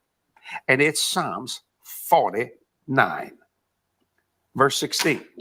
Be not thou afraid when one is made rich. Oh, wow. When the glory of his house is increased. Okay, we're loaded for bear. Okay, well, there you have it. Apparently, the Bible. Wow, that's ridiculous. That's not about. Yeah. It's metaphorical. This one. It's about. That's well. I'll let Bezal TT explain it because he'll explain it a lot better than I can. Oh, he can absolutely. It proves of Jesse's big fat house, but not so fast. Yeah. Jesse is so eager to justify his lavish lifestyle. Well, he jumps on a verse from the King James version that he thinks is a lead pipe cinch, and then case closed. But he is about to be served up a big slice of old humble pie by getting Bible slapped by his own wife as she ironically reads from the Amplified Version. Read that and pull that up in the Amplified. Go fetch that for me once, hey. Verse 16 of Psalms chapter 49, if you can do that. Well, it's Amplified says it, be not afraid when an ungodly one is is made rich. That's true. When the wealth and glory of his house are increased, and goes on, for when he dies, he will carry nothing away. yeah, I His understand. glory will not descend back. See, God don't care. So he comes out, well, God don't care. What's his... So he read it wrong. I don't think money comes from God, anyways, dude. To be honest with you. No, not at all. That was our way of bartering to begin with. It was all bartering to start off with. Got made into some kind of currency, then it just evolved from there. But yeah, it was funny, debunked by his wife. But I'm sure BizLT3 will explain it. I'm sure he will. And if someone's ungodly to be rich or godly to be rich, it doesn't make any difference whatsoever at all. Oh my goodness. Oh my goodness. It doesn't matter if you're ungodly or godly. It doesn't make a difference at all. Wow. What a save, Jesse. What a save. Yeah. Brilliant. Oh, yeah. Fantastic. You see what I'm saying? Yeah, I see that you're doing a major blindsided backpedal here. Yeah. It's rather enjoyable to see Jesse squirm, was it not? Jesse's own wife totally out him by reading the Amplified Bible. See, Jesse obviously did not take time to look at Psalm 49 in context, but the T3 channel will. Yeah. Psalm 49 is as close to a proverb as you can get in the book of Psalms. Psalm 49 is for both the low and the high, for the rich and the poor, because it has to do with the one reality of realities, and that is we are all going to die. Yeah. And within this psalm are juxtaposed two kinds of people: the foolish and wicked, who boast about their trust in and the amount of their riches, and the righteous. Okay, verse 5 and 6. Why should I fear in days of adversity, when the unjust of those who betray me, the injustice, I should say, of those who betray me, surround me, those who trust in their wealth and boast in the abundance of their riches? See, this is Jesse's problem. He is a wealth boaster. He can't help it. Yeah. That's how he's wired. You know, he gives God the credit, supposedly, and he thinks that makes it okay. But it doesn't matter. He's a boaster. Jesse is very close to the parable of the rich young fool that Jesus talks about in Luke 12, who wants to build bigger and bigger houses and studios. I mean, barns. Right. He is a boaster. He is a boaster. And I knew he'd explain it a little better. I knew he'd have to get it in context. It's kind of like he's rubbing it. There's no doubt. Yeah, that's it. There you go. But yeah, he does. Yeah, he does. He boasts about it. But at the same time, he's doing his self-harm. You know what I mean? He doesn't know it, but he's doing his self-harm. That's it. That's it, dude. Barns in the parable to store his goods. But just like God recently took Jesse's buddy, Jerry Savelle, when he did not expect it, so too it will happen to Jesse and to all of us. Yeah. The psalm goes on, verses 7 through 9. Truly, no man can ransom another or give to God the price of his life. For the ransom of their life is costly and can never suffice, that he should live on forever and never see the pit. Or aye, but I'm going to die. We've got to face it. You've got to die, haven't we? These people, that especially the prosperities, that they're getting all this work done and all that. I mean, not all of them do it, but I suppose. But they try and live as clean lives as possible with that. It's a kind. I mean, when it comes to food and stuff like that. But at the same time, they engorge. They're just trying to turn away from the inevitable. You know what I mean? That they're going to die. They're facing the mortality and they're scared. You know what I mean? It's a fearful thing. You know what I mean? But for people who know they're in Christ and with the Holy Spirit, it shouldn't be. It shouldn't be a fearful thing. No. So yeah, doing his self-harm with his money. Do you know what I mean? Oh yeah, I know what you mean. And most people don't know what it takes. to actually live without money. My Oh, my wow. grandparents on my Yeah. dad's side, they were farmers too, and they lived off the land.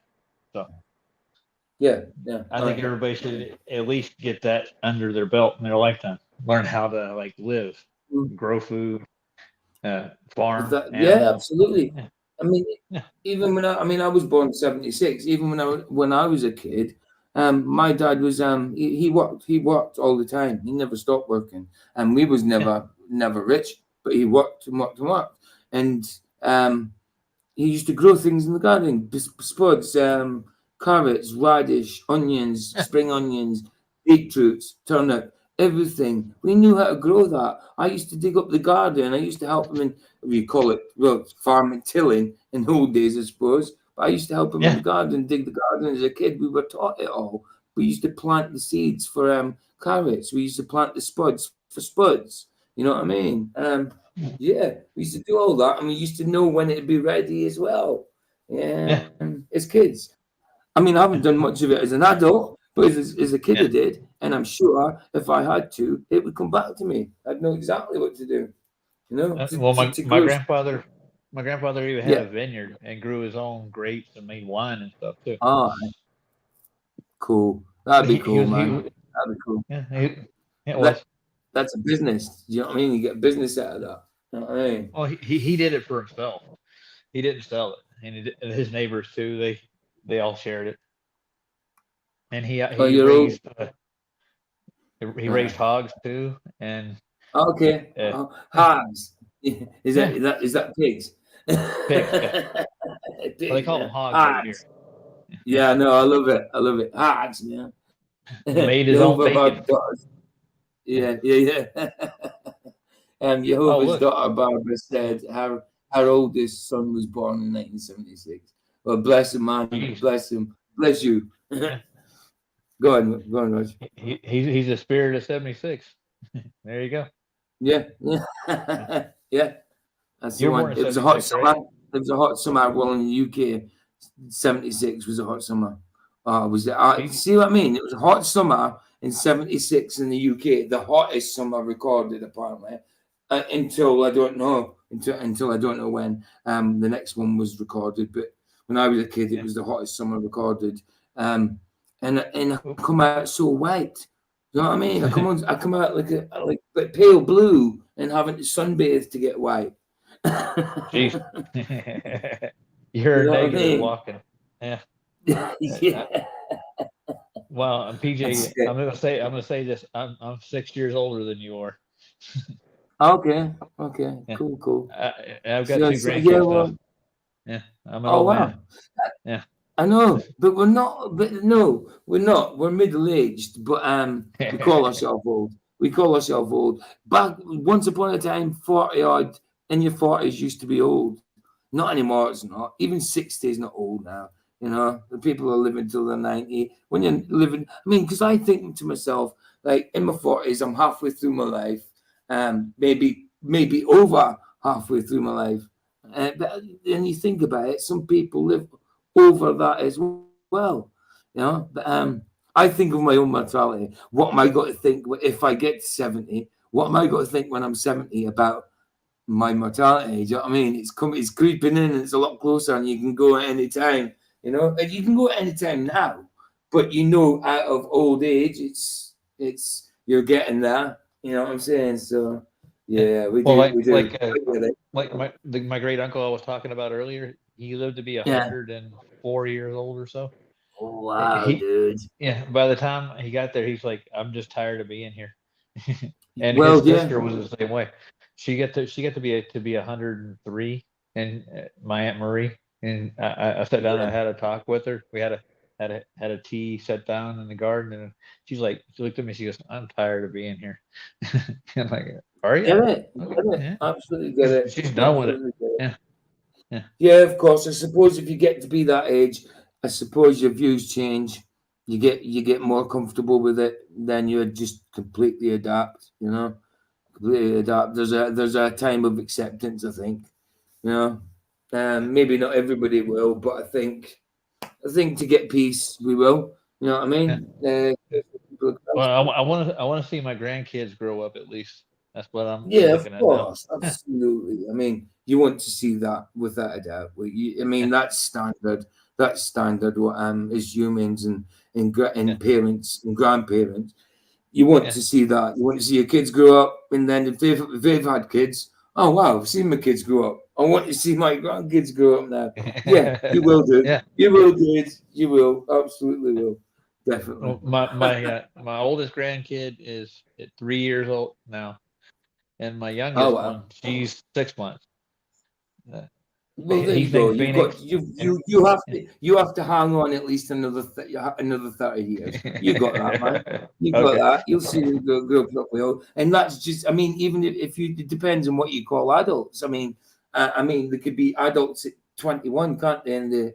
In America, here there could be adults when they're 18, but I don't think they're adults when they're 18. You know? No, they're not. I wasn't an adult at 18. Yeah. But yeah, man.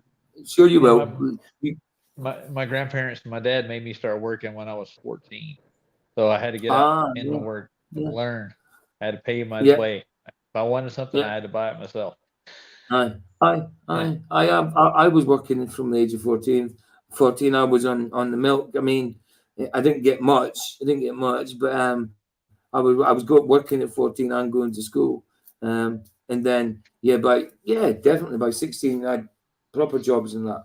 You know what I mean? I was a milk boy at 14 and then a paper boy sort of thing. So I definitely worked. Not the hard job. I mean, I was only doing 3-4 hours a day, obviously, because it was before I went to school. But it was still work. You know what I mean? It was still teaching you to work, sort of thing, and work for your living. But and I've certainly worked throughout my life. I've certainly worked. They stuck me as a bus boy when I was 14. I was in Oklahoma in a steakhouse, and I was busting tables. That's where I started my job. And then I went back to our home state, and then I started flipping burgers for McDonald's. Got you. I did that for 8 years, dude. Yeah, and that's a full-time common. job. Yeah, that's very, very common nowadays, isn't it? Everybody goes through that stage where they have to work up. You know what I mean? They start at the lowest level jobs and work out. You know what I mean? Well, that's the way it was back then. Yeah, nobody started at the top. Yeah. Now if you were wealthy and you went to college and all that. That's it, man. That's it. It's just normality, isn't it? Right, let's get on with this one. Let's get on with this. Right. Let's do it. Let's do it. Go for it. The grave.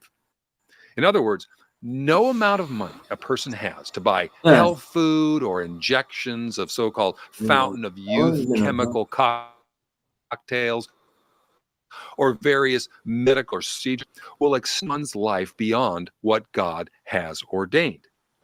And then we come to verse 11. Their graves are their homes forever, their dwelling places to all generations, though they called lands by their own names. You see, even if a building or even a town is named after, here's the stark difference between the foolish, wicked, and the righteous. 14. Like sheep, they are appointed to Sheol. Death shall be their shepherd, and the upright shall rule over them in the morning. Their form shall be consumed in Sheol, with no place to dwell. And then in verse 15, we have, one of those but God promises. Well, like Ephesians 2:4, but God do rich mercy. But this but God is the very gospel found in the Old Testament. Not fully explained, of course, but it's there. We read in verse 15, but God will ransom my soul from the power of Sheol. He will receive me. God will, as in more fully explained in the New Testament by Paul and Peter. Jehovah Barbara's daughter she started working at 9, delivering papers and babysitting. Wow, that is young. That is young to do it. But I think it was normal as well back then, I suppose. Kids were working. You know, kids were definitely working. They put you in the workforce, dude. Yeah, the further back you go, like my dad would have told me, the kids were working back then. Definitely, he was born. My dad was born in 1936. I mean, he's gone now. He went at 68, but he had lung cancer. You know. So yo, Paku McIver, yo, fast. He said, good to see you all. I'm late to this party, listening from bed. It's 8:50 p.m. 8:50 p.m. and you're in New Zealand. Okay, it's only 8:50 p.m. So all right, okay. I'm on 9:50 a.m. So like we've got some difference. We've got like a full 24 hours plus an hour. I think it works out that way, doesn't it? Is that right? Yeah. Sounds right. Wow. Yeah, I suppose because New Zealand comes before me, well before me. Yeah, definitely. That sounds about right. But good to see you. And yeah, then Barbara said she was candy stripping at 14. Candy stripping? Yeah, I don't know what that is, but Candy I think you know. Yeah, that's what candy I thought. stripers. Okay, I said strip. I said stripping, didn't I? Oh, dude. I said stripping. Wow, I didn't mean that, Barbara. I'm so sorry. It sounds like it was like, oh, wow. That was just I've never been to a strip bar, honestly. I really haven't. So it's not like a slip or anything like that. It was just, I read it wrongly. What a numpty. Candy striping. I know what that is. Yeah, I'm sorry. I can't come back from that one. I'm sorry. Yeah. My mom was a candy striper too when she was growing up. Got you. Yeah. That was my mom was raised in Hawaii. She's a native Hawaiian. In Hawaii. Wow. Yeah, my mom. Is she from? I was going to say, yeah, she's a native of Hawaii. Okay. And that's, yeah, and there's a lot of people from Hawaii on YouTube I see that's from the States as well. You know, we're all intermingled, we're all mixed, man. We're an amalgamation of everybody. She's not Samoan. My grandfather was stationed in Pearl Harbor. Oh, okay. So, yeah. Oh, he was. Got you. My grandfather was at Bataan. He was at the Death March. He got captured there, and he spent 4 years in a POW camp in Tokyo doing copper mines. Oh, yeah. no. He's a tough old bastard, dude. Yeah. But yeah, I was going to say, did he talk about the times in that? Well, no, he didn't talk about times in the POW camp, but he hated Japanese people, but he loved their culture. Everything in the house was mahogany, hand carved, samurai stuff. Yeah, it was weird.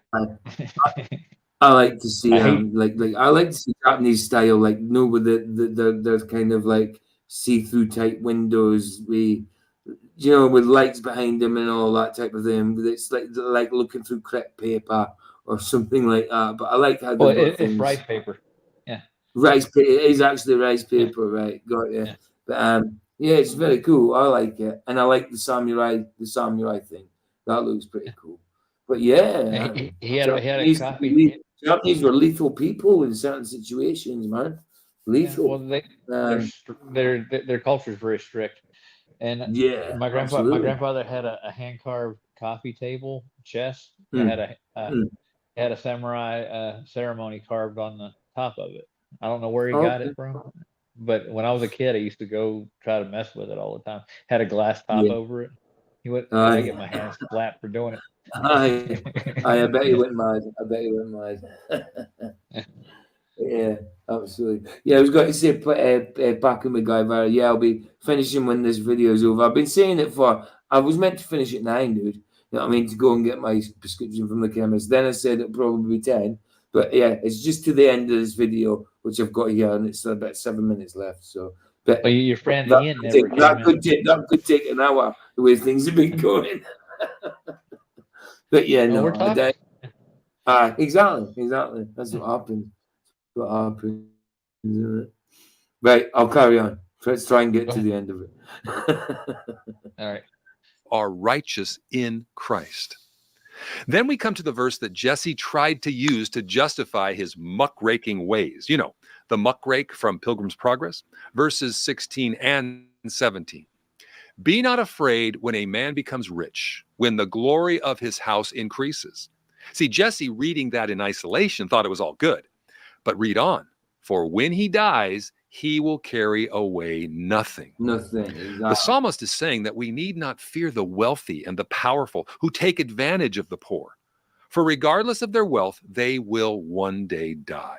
That big fat house will do them no good after that. Right. On the contrary, their suffering will far outweigh any luxuries they enjoyed in this life. So when people criticize me, I just say, well, I'm going to occupy till I come. One time I had someone come in my home, and we have a beautiful bedroom.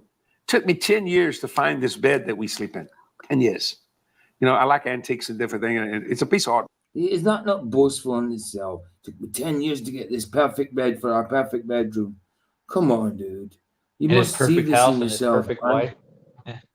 And Yeah, perfect life. Yeah, absolutely.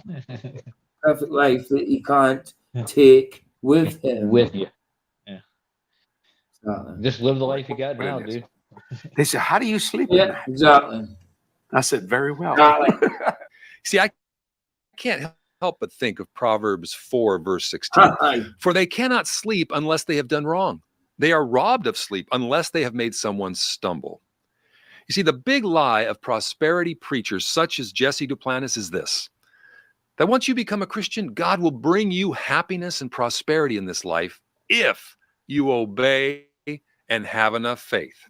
If you obey and have enough faith and give me some money, Jesus will give you all you want in life. Both. That's more like not a at stage, all. When you become a dead Christian, boy. none of that. Yeah, none of that happens. In fact, you're going to have a hard. It's a hard life because you get persecuted. People don't like Christians in general, you know, because they think we're judgmental and stuff like that. They think of old school like fire and brimstone Christians, don't they? And they think we're judgmental and stuff. No. Well, my grandfather on my dad's side, he was a Baptist deacon and preacher. Okay. After he got out of the army, so he was a hardline Bible Belt. He'll whoop your ass. Yeah. I got the belt. Believe me. Yeah. It is spare the rod, spoil the child, and that's biblical. Oh yeah, that's they walk that biblical. line, dude. It doesn't say beat the crap out your child daily. You know what I mean? It says spare the rod, spoil the child in forms of like discipline. Not, you know what I mean? And it's probably not classed as punishment. Discipline. You know what I mean? To try and get them to you know what I mean? In whatever era they are. You know what I mean? Because kids could be little brats. I got a quick little story for you, real quick. I went in my grandfather's dresser when I was like about 5-6 years old, and I opened his bottom dresser drawer, and I went through some of his stuff. And this is the only time it's ever happened. He got his belt out and whooped my ass once, and I never ever got a whooping ever since. I learned my lesson right then. Yeah, you learned the lesson. Exactly. And do you still love him? Do you still love him? Did you ever hold it against him? No, I didn't. And I never went back in and scrubbed either. Exactly. So the discipline worked. The discipline worked. Makes sense. That's it. Of course. Fantastic. It's the exact opposite of what Jesus taught in Matthew 16, verses 24 through 26. He told his disciples, if anyone would come after me, let him deny himself and take up his cross and follow me. For whoever would save his life will lose it, but whoever loses his life for my sake will find it. For what will it profit a man if he gains the whole world and forfeits his soul? Or what shall a man give in return for his soul? Yeah. See, there are many aspects of self-denial. One of them is living modestly and being content with what you have. Always wanting a little more than you presently have and constantly craving excessive luxury and comfort are not Christian virtues. Jesse, sadly, seems to have a one-track mind. Here he is at Ken Copeland's convention, I think it was in 23, commenting on... There you go. Ken Copeland's convention. That says it all, doesn't it? That says it all. On Proverbs big 10, Bible verse money. 22, the blessing of the Lord makes Yeah, exactly, dude. It does. Aye, it does. rich, and he adds no sorrow with it. But God said, the blessing of the Lord, it maketh rich. For you people that don't believe in rich, it's a 4-letter word. You use other 4-letter words. Why don't you use that one? Because it said it's easier for a rich man to fit through the eye of a needle. You know what I mean? That's why I don't like it so much. Make it in the kingdom of heaven. Yeah. Yeah, exactly. That's why, dude. The blessing of the Lord, it maketh rich. And he added. So what are you mad at me if I believe in prosperity? You're the one that's in sorrow.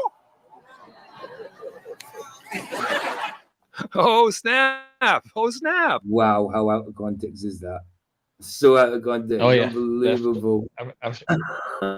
If Christ walked into the room, he'd probably puke on him, dude. Yeah. Slap him. He'd slap him. He wouldn't say turn the other cheek. He'd slap him and say, "Give me your other cheek to slap." I'm sorry. I don't think that's what the gospel had in mind at all. No. Rich is a no, not at all. Not at all. No. 4-letter word.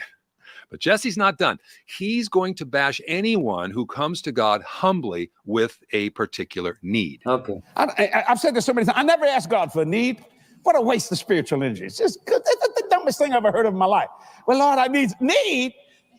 What are you dealing with need for? That's past tense. When the Bible said he'll supply, how many need? How many need? True. How many need, Lord? What are you dealing with need for? Why don't you tell him what you want? See, I wonder what the Apostle Paul would say about that in light of Philippians 4, verse 12. I know how to be brought low, and I know how to abound. In any and every circumstance, I have learned the secret of facing plenty and hunger, abundance and need. Yeah. So, as this boardroom chat comes to a close, predictably, we find Jesse soliciting for the millions he needs every single month. Partners, thank you for allowing us to be able to do these boardroom chats with all these cameras. And this part was inevitable, wasn't it? Oh yeah, he was coming into it. He's got to pay the bills, dude. Yeah. The funny thing is that most of the people that send him money, the most people that send him money don't have any money, dude. Yeah, they're poor. Yeah, exactly. That's what I'm saying. They're becoming rich, and your people. I mean, I dare say people going to these churches, his churches are rich, but you get visitors that come in. You know, I mean, you get visitors that come in, want these certain prayers and all that. You don't even see their prayers. They just go on a prayer, written down, listen. They're prayed over like that, maybe in general, not individual prayers prayed. It's just like prayed over as a general umbrella prayer over all of the donations and prayer requests. You know, oh Lord, give all these prayer requests what they need and what they want, Lord, and guide them and all that, and give them just. Do you know what I mean? That's it. Do you remember Robert Tilton? The Bible preacher. Name. Yeah. Well, he would take a prayer cloth and he would sell it to people. You got to make a donation. That's how he did it. That's how he made his money. Yeah. Wow. So he would just get a whole bunch of little cloths, cut them up, put them in an envelope, and mail it to you for a $50 donation. And that cloth would heal anything that's wrong with you. It would take care of all your problems. Yeah. Yeah. That's crazy. Isn't it? Oh yeah. Definitely. Right. Right. Let's conclude this. We've got two minutes to go. Let's conclude it. Furniture, you've done all that. 100% of what you give goes into world evangelism. This whole complete edifice was built because of your faithful financial support to this ministry. Amen. Ladies and gentlemen, I'm telling you, in this particular studio here, where we're looking at, it cost a little over $1 million to do this studio here. That's just the interior, because the structure was already here. Yeah, the structure is already here. You don't You don't need $1 million to make a little studio. I mean, a structure No. of a little studio. You might need $1 million to get the equipment. Yeah, but for the structure of a studio, you don't need $1 million. But he just so happened to spend $1 million because he's got $1 million to spend. Yeah, Umpteen that's just a million. big number, dude. Yeah. Yeah, it's a big number. That's it. We'll just spend that. They probably didn't even look for the cheapest thing when they looked at for what they needed. They just seen the first thing that was the most expensive, most luxurious looking. Then yeah, I love that. And got some obviously custom things. Obviously, we got some custom stuff done. Bless Oh them. God. Bless. Yeah. Bless them because they haven't been because they haven't been blessed in a long time. They might think they've been blessed, but they haven't been. No, that's not blessings. Garage. All these lights and things, and we had $1 million camera. Truck, right? I mean, it was just such a. Plus, other people gave to it, and we spent it all. I mean, because these cameras cost a fortune, lights cost a fortune, all this kind of thing. Everything in here is costs money. Costs money. I mean, you know. Those are not jazz hand, folks. Those are grab hands of a senior citizen. And this time I know this guy's a senior citizen. He's a false prosperity gospel money grubber. I say it all the time. You give me $1,000, I'll get a. Never a truer word said. That's exactly what he is. He called him a money grubber. I'd say a money grabber, whatever. Yeah, absolutely. So he if I loves send him money. If I send him $1,000, what am I gonna get out of it, man? I'm gonna get blessed tenfold, hundredfold. Yeah. A sense of well-being. That's it. That Oh, you okay. donated to God's cause, which is not actually God's cause at all. It's his cause. Like That's it. I've been in their churches, man, and they tell you this, dude. If you give 10%, 20% of your tithes, you'll get 7-fold. You get 100-fold, 10-fold. Yeah. Whatever that comes off the top of their head, and they make this promises to you. Yeah. And I've never seen that happen. Aye. So Never. how have you got you put in your 1,000? Where's your 7,000? You know what I mean? Or whatever. Yeah. 70,000. You know what I mean? It's just ridiculous. You're gonna get real rich real quick. Yeah. Yeah. Aye, of course. It Of course. works as It's a just pyramid going in. scheme, dude. The same thing. If you're gonna sell Herbalife, It's not even you know, going you into get a his garage ministry. full. Yeah. It's not going into It's his ministry because he hasn't got a ministry. A ministry is something done for Christ usually. He's not doing anything for Christ. You know? Well, I've been out on the streets. I was homeless for 3 years, dude, and I know what real charity is. Me, not for 3 years. Yeah. I've been homeless. I've been homeless, but not for 3 years. But yeah, I can testify You can to relate. that as well. Yeah, it's not good. It's not good. Yeah, of course. Well, I I can relate, didn't- but I I mean, I didn't- can testify that it's not good. That's what I meant. Yeah, I can definitely. No, relate. I didn't Yeah. beg. I didn't beg for money when I was homeless, man. I didn't ask No, for me. anything. No. No, And me. there were people that have shelters and ministries that actually feed people that don't have a place to go. They help take care of you, try to get you Aye. back on your feet. That's ministry, dude. Mm. This stuff, that That's ain't. right. That's right. They're just flying off to. They might tell you they're going off in a ministry to do something in a certain country. They might make an appearance once to give a little prayer, and then they're on holiday. They're off down the beach every single day. That's it. They're just spending their money that you've blindly donated to them. Yeah, and it's tax free. And it's tax free. Yeah, aye, exactly. And it's tax free money. Yeah, aye, crazy. Conclusion. All you got to do is get A incorporated. 1,000 people in born again in a ministry. week's time. If you send Jesse Aye. even a Just get yourself incorporated. Yeah, aye, does it? That'll Yeah. do the job. dime, that's what I call money for nothing. Money for See, there's a nothing. proverb that is so fitting as we close this video. It's Proverbs 30. 2 things I ask of you. Deny them not from me before I die. Remove far from me falsehood and lying. Give me neither poverty nor riches. Feed me with the food that is needful for me, lest I be full and deny you and say, who is the Lord? Or lest I be poor and steal and profane the name of my God. Right. I wonder how many prosperity preachers have ever prayed a prayer like that. Not many. Be warned of preachers who use a muckrake, who always points you to the things of this world rather than the things of heaven. Be warned of preachers who emphasize temporal happiness in this world over the eternal joys of being in the presence of our Creator God, Father, Spirit, and Christ Jesus, the Lord.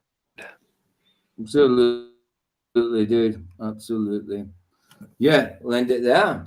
End it there, man. There you go. I'd never have true words. I always say that, never true words. But there is, excellent way to end it with that word of what Jesse said. Perfectly. Well, I noticed perfectly. that You know what I guy mean, that- that that scripture, guy- that scripture goes against the scripture he used goes against prosperity completely. You know what I mean? We're not meant to be rich. Yeah, I mean, you might earn some money that gets you fairly wealthy and stuff like that. Fine, but this rich, like multiple, like millions and multiple billions sometimes. This is not rich. This is like rich amplified. You know what I mean? Completely amplified to an extreme degree. It's Well, the guy that ridiculous. did the They'll video- never spend this money. Never be able to spend this money. The guy that did the video didn't ask me for a donation. No, Jesse was cool. He didn't ask for a donation. You know what I mean? I dare say he's monetized. I haven't checked into it, but he didn't ask for a donation. It'll be, and if he's monetized, it'll be like, give if you want to. You know what I mean? Yeah. Sort of like that. You know what I mean? Pay for what you like, that kind of thing. Yeah, it's not a thing that's expected and sort of manipulated out of you, make you, you know what I mean, make you feel bad to give them money. God won't bless you unless you give them money. You know what I mean? Unless you pay to this ministry, my ministry, it might as well, any ministry they'll say, but they say it might as well be my one since you're here. Might as well pay into this ministry, and God will bless you. But if you don't tithe, if you don't donate, and if a certain amount as well, God ain't going to bless you. Like the higher the amount, the more the blessing. It's total manipulation. And It's almost like extortion, dude. Extortion. Yeah, it is. Yeah. I'd say that. Aye. It's just beyond a joke. But yeah. I think I'll end it. Hold on. Let me just stop the share because we don't need it now. Good night, everybody. Yeah, good night night, from Barbara. Roger. Good night from Roger, but it's good morning from me. Thank you all for coming again. Sorry again for not appearing at my own premiere last night for you guys. Well, last night for me, it's probably just part of the day for you guys or whoever. Nice one for everybody in the YouTube land for coming. Sorry, sometimes I don't chat too much with the people in YouTube. I kind of, when I get into the video and I get into the talk here and restream, I don't forget about you. It's just I get into something and I just kind of zone over and I forget. So I don't pay enough attention to you guys in live chat. Sorry, guys. But yeah, I'll be learning from my mistakes, you know. Bless you. Oh, Gematria, bless you as well. I didn't see you come in there tonight. I'm not sure if I shouted you out, Gematria. I'm not sure. If I didn't, I'm sorry. Logical say and see ya. Yeah, I'm saying it now. Bless you guys. Here the sun sets free is free indeed. Ta-da. Night, guys.